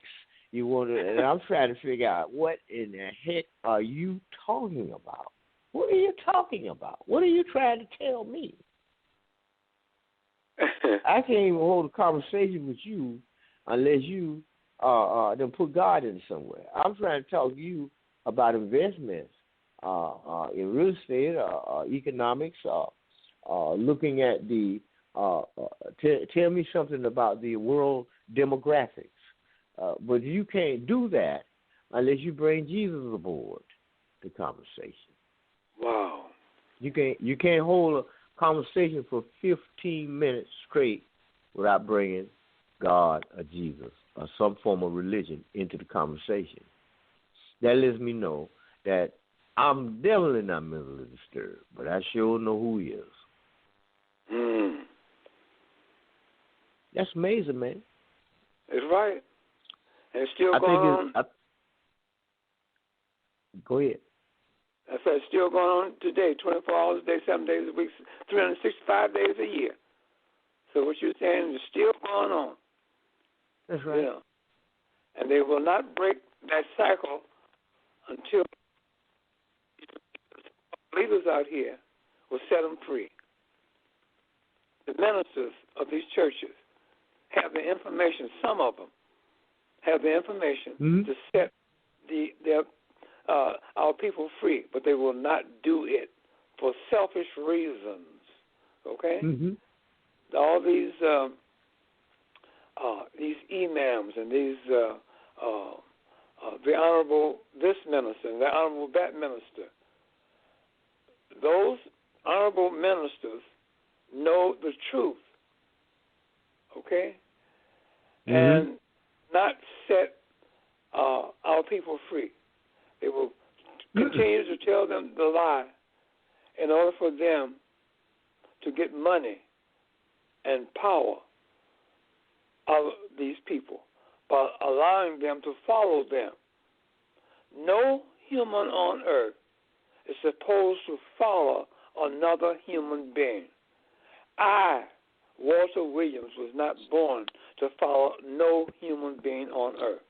And I will not allow no human being to follow Walter Williams. Why? Because I will not allow myself to diminish the next person or the next human being down to a non-human status because no human was born to follow another human being. So therefore, that's where you know thyself. Know who you are. Know what was given to you at the time of your birth. Okay? I, and you, we're the greatest humans on earth. Every human that's walking this earth are the greatest humans on earth that came forth out of their mother's body. Every birth that comes out as a human being out of another human's body, that's a miracle. We are miracles. I am a miracle. Tarhaka is a miracle. Close to 8 billion humans of all races, creeds, and color are miracles. I am the greatest. Okay? I am great, but I'm not greater than Tarhaka. Tarhaka is the greatest in his thinking. Of course you are, but you're not greater than me. So that's the way you have to understand yourself and know thyself. Once you learn thyself, you'll know what you were born with when you came out of your mother's womb. You know that you are great. So therefore, if you are great, I don't need to believe in something outside of me. I don't need to believe in that. I don't need to believe in no dead white man on the cross, someone that's my God, Lord, and Savior. I don't need that. I know who I am. I know where I should place my belief. I know where I should place my faith. Me. Okay? Not selfish way. Okay? My thinking has to be correct. If I think that I'm so damn great, that I'm greater than Tarhaka, or if Tarhaka thinks that he's so damn great that he's greater than Walter Williams, then we have a problem. Okay? So therefore, we have to know thyself. And knowing thyself is very, very, very important. And once you know thyself, then you can understand all of humanity, other humans on earth. Okay? And you know who you are and where you fit in the picture of human existence. You know that. Okay? So I eat, sleep, and go to the bathroom. Tarhaka does the same thing. Close to 8 billion people on this planet of all races, creeds, does the same thing. I, as a male, I put on my pants one leg at a time. So does Tarhaka. So does every male on this planet. See? So therefore, I'm not no greater than you. The moment I think that I'm greater than you, then I have a problem. That's where the problem comes in. See? So we have to keep everything in perspective. Know who you are as a human. Know what was given to you at the time of your birth, when you came out of your mother's womb. Okay? Know that no human on earth was born with a religion. Religion was created by man to control man. And how man got a religion is from the parents of whoever raised them, that passed that virus on to that human being in this early innocent child developing age. See? So these are some of the things that we have to know, and these are some of the things that you, Tarhaka, teaches. These are some of the things that I, Walter Williams, teaches. And the listening audience, we are in hope that these words coming out of our mouths will provoke thought in your thinking, thereby provoking change in your life for you to stop stop revolving and begin to evolve. Stop revolving and begin to evolve. Taking our words that is coming out of our mouth, taking the topics that we bring forth on this program the last Sunday of every month. This program was created by our dear brother Tarhaka, and I so thank you so much for doing this, brother Tarhaka. Thank you, thank you, thank you. So that is something to think about. I just want to throw that out. Well, I appreciate you bringing the point about knowing ourselves. I think a lot of us, when they say know thyself, I don't think a lot of people know what all that encompasses. It encompasses everything, including your health and your attitude, and your name, your birth, all of that. And this is the knowledge that our ancient ancestors had. Every morning when I arise, the first thing I'll do, Dr. Williams, is I'll go in the kitchen and I'll get a glass of water. 'Cause I got a little water machine that eliminates deuterium from water. And I'll put that water, pour up a glass of that water and put it in a pot and boil it. And I'll take half of that boiling water and pour into a glass. That glass half full, and I'll finish filling it up. So I'll drink a nice glass of warm water first thing in the morning. And I do the same thing before I go to bed at night. And it purges the body, and especially if you've eaten some processed food or something that might have some grease on it or something. A lot of times we don't pay close attention to a lot of the things that we're doing. We do the best we can a lot of times, but we don't do. So that helps purges out. Have a good night's sleep. Wake up in the morning and repeat the process. I do that 7 days a week. Having your regular bowel movements and stuff. Usually for me it's within 10 minutes after drinking down that water first thing in the morning on an empty stomach. And now I'm ready for the day. Got plenty of life. I'm alert. And now I'm ready for thinking. I can read, write, get online and do my research or what have you. If I'm going to be engaging in some type of project or having a meeting, I can think clearly and stuff. So when it comes to knowing ourselves, because it is amazing to me where we would allow somebody else that don't know nothing about us, who don't even look like us, to be in charge of diagnosing something for us to ingest, and to tell me they know more about my body than I do, because they've been educated in a certain college or university somewhere. So instead of me taking on the responsibility of learning everything I can possibly learn and engage and invest in preventing illness in the first place by performing regular how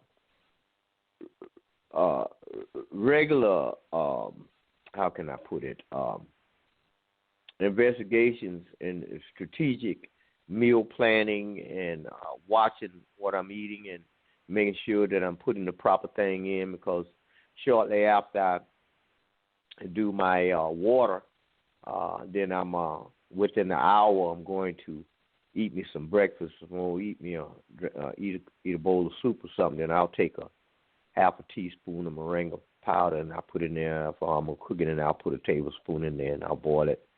And then I'll take that and eat that soup down. So I'm really got some good strength and energy now, and I'm nourished, and so I'm having a pretty good day because I'm dealing with taking care of my body. And wash my face, brush my teeth, take you a good hot bath, a good shower, what have you. And so you're ready for the day. Right. Absolutely. So it's all involved in man know thyself. All this is a part of it. Taking care of it. Correct. If an individual takes care of himself on a daily basis and try to learn everything he can possibly learn about his body, I mean, after all, it's your body, it's your brain. You're responsible for it. A man walking around every day with all his body parts, he's responsible for it. And I don't know where people get off. Well, you need to go have you need to go have a physical, and you need to go do this. I'm trying to find out. Well, where is it written? Where is it stating that I supposed to do that? Because last time I went there, this job I was working for, they sent me to get a physical as one of the requirements in order to have a job. So I go to the doctor, and that they sent me to, he was a brother, and he gave me a list. He said, I want you to check off everything on this list, every illness on this list that you've ever had. I said, okay. I took the list, and I went through it, and I was reading it, and I checked it, no. And it's throughout the whole list. And I gave back to him, and he said, now, wait a minute. He said, how old are you? I said, I'm 55. He said, you mean tell me you ain't had none of this on this list? You know, had no high blood pressure? You know. I said, no, don't have none of that. I said, am I supposed to have it? No, I'm not saying you're supposed to have it, but, for your age, I find that, most people your age, they've had at least one or two of these things right here. I said, I ain't had none of that. So they asked me what I eat. I said, well, I don't eat anything. I said, I juice raw fruits and vegetables on a daily basis. He said, okay. He said, all right, well, I can see how that works. And then he's going to tell me, I got to get me a juicing machine. I said, wait a minute. You're the doctor. You ain't a doctor no minute to tell me about what you going to get. You already. Well, they have it already. Right here. Tell me he going to start juicing. I said, man. He should be paying I got back to that. Yeah. When I got back to the job, I said, man, I said, don't send me over there no more. I said, y'all need to stop sending people over there, man. I had one guy, because I was trying to show him, if you juice raw fruits and vegetables, if you and make the majority of the green vegetation, the majority of that, and just sweeten a little bit with some apples or what have you. You're taking down your chlorophyll, but you got to have it mixed good and stuff. And you got strength, you got energy, you're alert, you're alive. Everything is working properly. The body is balanced. All of this happens. And but it was one guy, he found out about it. I don't know who told him. And he come over there to me. He said, man, he said, they told me you juicing, you be just juicing fruits and vegetables and stuff, man, and you've been doing that for over a year. He told me, man, you better eat some meat before it's too late. I said, what?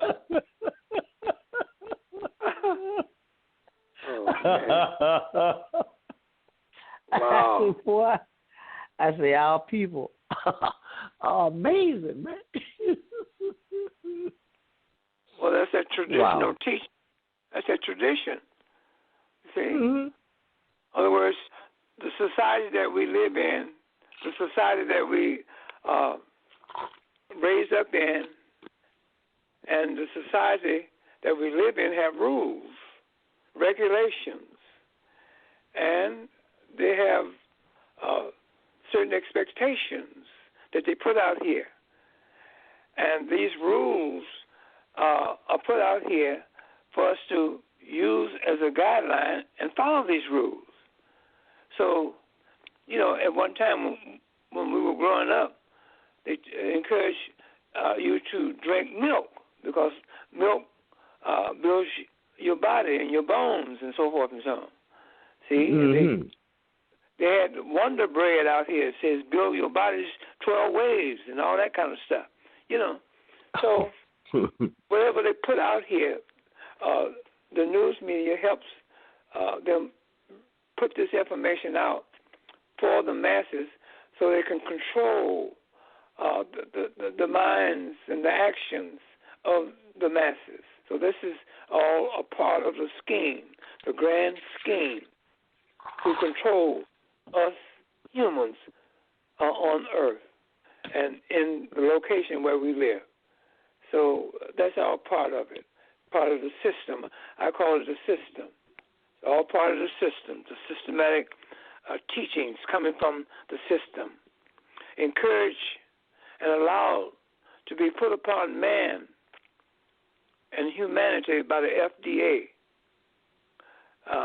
They are supposed to monitor the foods that we eat and the intake of the medicines that are put out here on the market.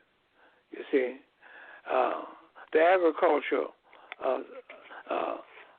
society, they are supposed to look out for what we are allowed to put in our mouths. And FDA allows what kind of drugs to be put out here. But if you look at television, these drug ads, they say, well, we want you to take Lipitor. Side effects, it will cause you to be constipated. It will cause your tongue to swell. It will cause you to go blind in one eye. And it will cause you to be deaf in both ears. It will shut down your kidneys. And it even causes death. But ask your doctor, can you take this medicine? You see? Now, FDA allows the pharmaceutical company to put out death medicine for the people of the world. But ask your doctor. The pharmaceuticals, they're slick. They're smart. They don't told you the side effects, that this stuff will cause you to be constipated, your tongue to swell, your eyeballs may drop out, and all this other kind of negative things that will happen to you if you take this medicine. But now, ask your doctor, can you take it? Now, if you take this, doctor prescribes this medicine to you, and you die, because they don't tell you it may cause death now, you cannot sue pharmaceutical. You have to sue the doctor. If he's foolish enough to write the prescription to create your death, for you to die, the pharmaceutical told you that if you take this medicine, that you will die, causes death. But ask your doctor, can you take it? And you ask your doctor, and he said, okay, you can take it. Then your family should sue the doctor, not your pharmaceuticals. Because they have told you that this medicine that they have concocted for you will cause death. And the FDA is in the pockets of the pharmaceuticals. FDA does not give a damn about the citizens of America, because they allow the pharmaceuticals to come out with these different medicines that will cause death, kidney failure, kidney and high blood pressure, hypertension, all that kind of stuff it will cause. Swelling of the tongue, everything, constipation, dizziness upon standing, and all that kind of stuff. I tell you all of that. But ask your doctor, can you take it? See, so the FDA is not protecting the people of America. Okay? It's all political. It's all for the dollar. So that's part of what you are saying, Brother Tarhaka, and what we're talking about at this moment. Yes, that's absolutely correct. One of the most amazing things that I see, and once again, if we just use common sense, nature pretty much shows you a lot of things if you just pay attention. When a animal has a baby or something, a cow has a calf, that calf will drink that milk, and eventually the baby is weaned off the milk. Now, I don't know no animal on this earth that once a baby is weaned off the milk, it go back and get some milk and go get the baby. So we the only people on the planet, after we is weaned off our mother's milk, and go back and start back drinking milk again, clogging up your arteries and all kinds of stuff. And then they have the commercials that. No, go ahead. I'm listening. I was just saying, milk coming from the cow is for the calf to drink, not human. The mother, after having birth or giving birth to a baby, another human, she generates her own milk, breast milk that was generated in her breast. That's for the baby's consumption, not the cow's milk. The cow's milk is for the calf, the baby cow, only. So there's a lot of things that we need to know about our bodies, number one, the function of our bodies. We need to know what we need to put into our bodies and not to put into our bodies that will harm us. We need to know what foods to eat that will benefit us. You take myself. I'm in my 80s. I do not take any medication. My body is free of medication. I don't take medication because my wife, Arnetta, takes care of our diet and keeps me,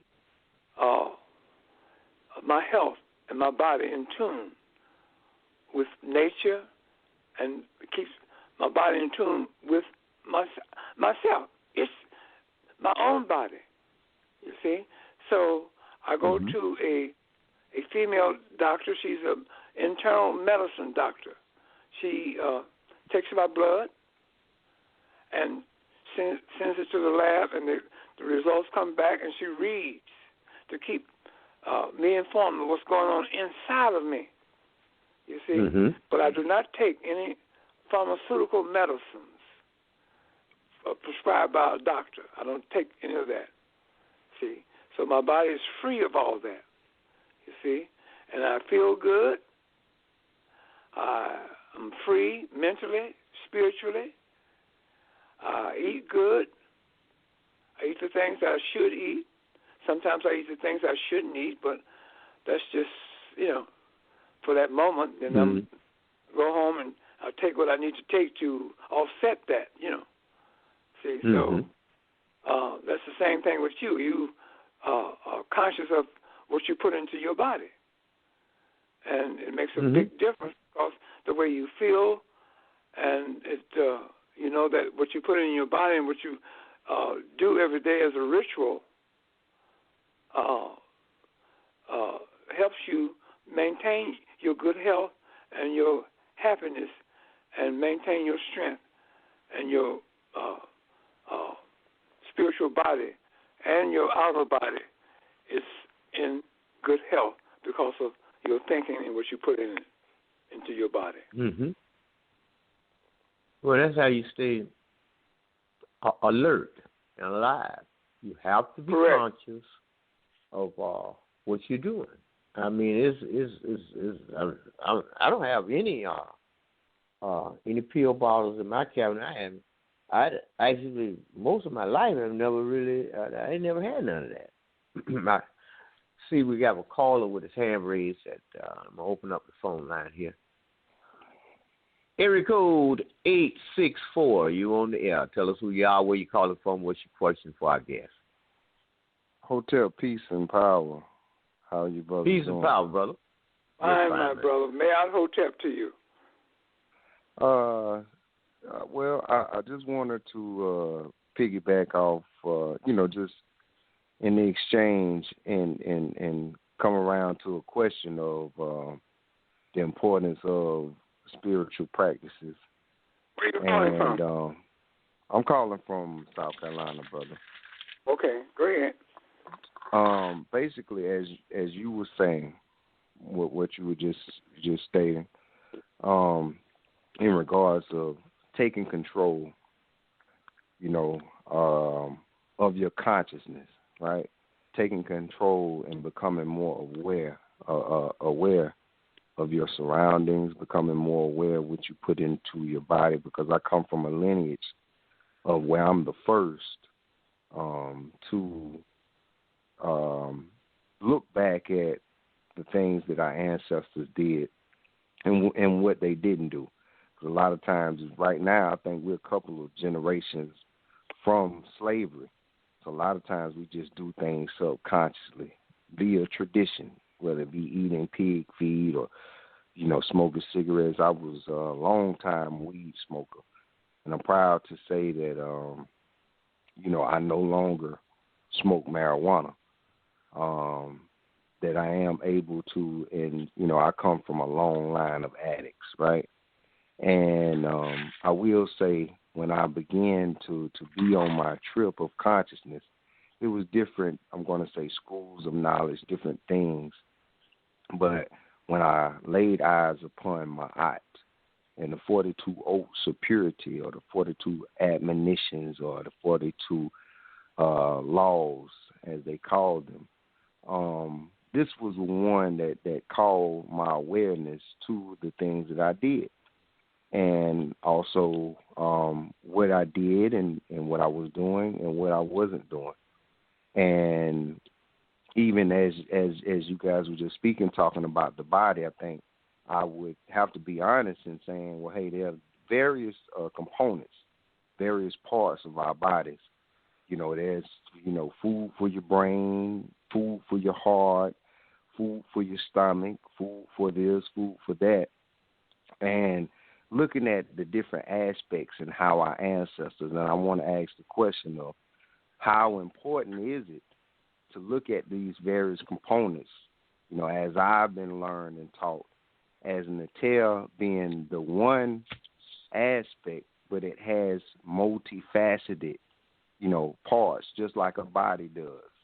You have one body, but all these parts, all these components come together in a full function to carry out the thing that is going to be most productive. So I want to ask the question of how important is it to depend or look at our spirituality as it relates to healing ourselves, as it relates to healing our community, healing our families, healing our world, our nation, and going forward for the sake of restoration, justice, reciprocity, order, balance, all of these things for our children to have a productive tomorrow. Dr. Williams, you want to handle that? Well, I'm trying to get to the bottom line of this question. From what I'm hearing from the young man, is that the answer lies within you. You have to wake up yourself. Your spirituality has got to wake up. Your conscious mind has got to wake up. Your eyes have got to be open. Knowledge has to be put into you, that you seek knowledge to be put into you.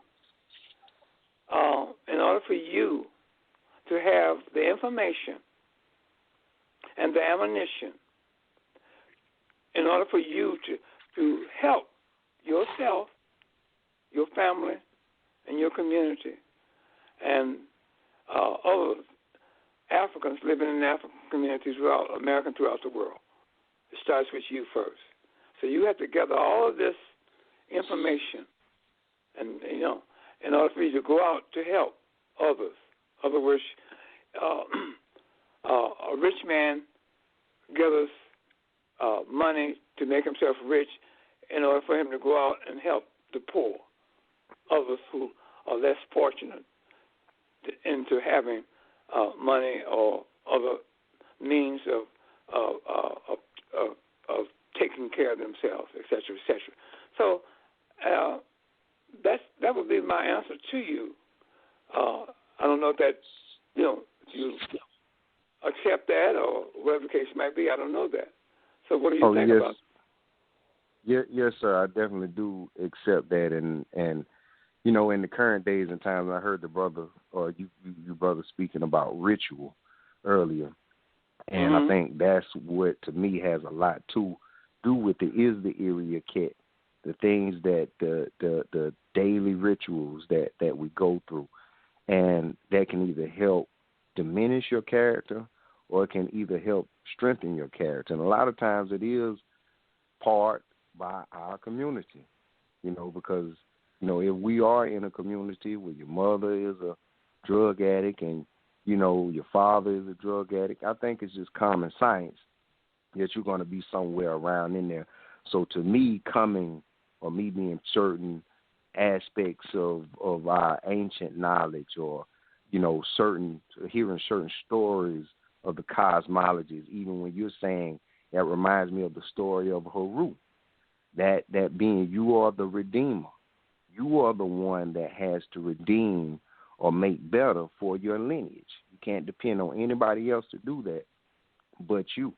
And so sometimes, well, a lot of times, remembering these stories, engaging in these things, putting this in our minds, rather than, even with it being Black History Month, it would be great if we had this all during the year where our communities would be filled with that. But it's like after February, sometimes it's not even February, in some cases, but, we're back doing some of the brain dead stuff, even listening to some of this music, or, whether it be the Tyler Perry movie, A Man in a Dress, or all of these things are shaping the beings of a lot of our children. And so, yes, sir, I do understand fully, and I accept your answer to that question.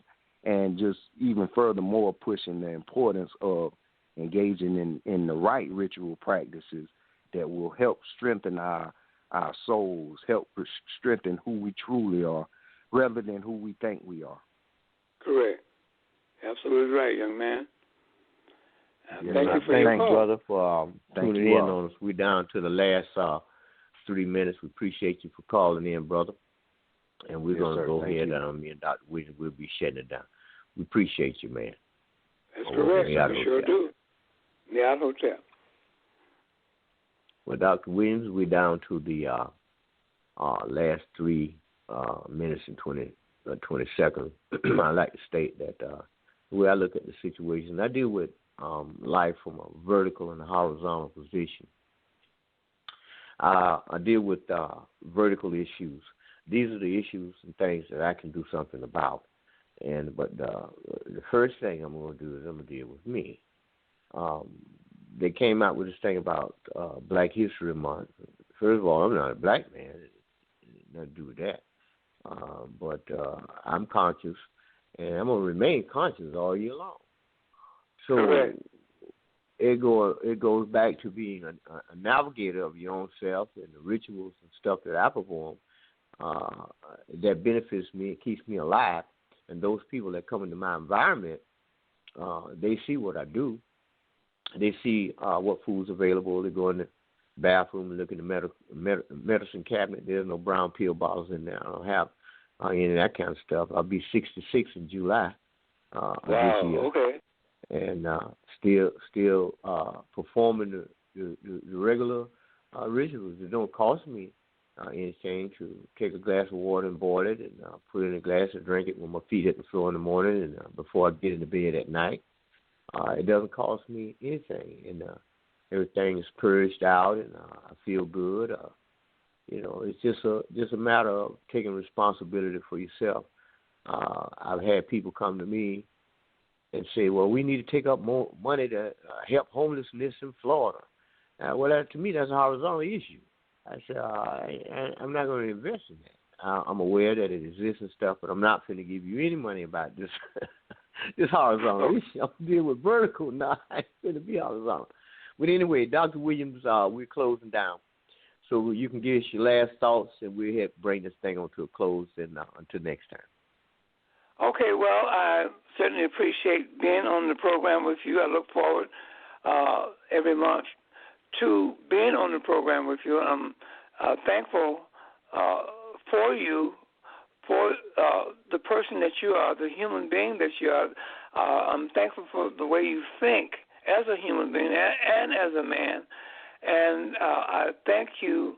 I cannot thank you enough for creating this platform to allow me and yourself, because you are a genius. If you're not a genius, you're near a genius. And with me saying that, there's nothing you can say about it. So I'm the one that's saying that you're a genius, okay? So therefore, I appreciate you for having the knowledge that you have to bring forth a program to allow me to come on this program to explain and give the people the knowledge that I have inside of me, and in order for this knowledge, and hope that this knowledge will resonate in their thinking and make them evolve and open up the truth to them so they can be free. So if you want to email me, you can email me at ancientegyptian@msn.com. Ancient, ANCIENT, Egyptian, EGYPTIAN @msn.com. When you email me, if you want to talk to me further, put your phone number there, and I'll call you back, and we can converse further. And my 2 books, The Historical Origin of Christianity and The Historical Origin of Islam, can be bought via Amazon, Barnes & Nobles, and then I have a distributor right here in Chicago, Brother Yoel, who is the owner of the Underground Bookstore. You can order my 2 books from him, and his phone number is area code 773-768-8869. 773-768-8869. Brother Yoel, the owner of the Underground Bookstore, and you can order my 2 books from Benu and his bookstore. So I want to thank the listening audience. I want to thank Brother Keith and the brother that called, the last caller that we had just a moment ago. I want to thank you 2 brothers for calling in and sharing with us the things that's on your mind. And to that I say, Mayat Hotep to my dear brother Tarhaka Amana El Bey. Well, Mayat Hotep, my brother, and I'm going ahead and close it down, and thank you so much, Dr. Williams. Okay, ladies and gentlemen, we come to the close of the broadcast. I've been your host, Tarhaka Amana El Bey, and until next time, you all have a good evening. Okay? Peace.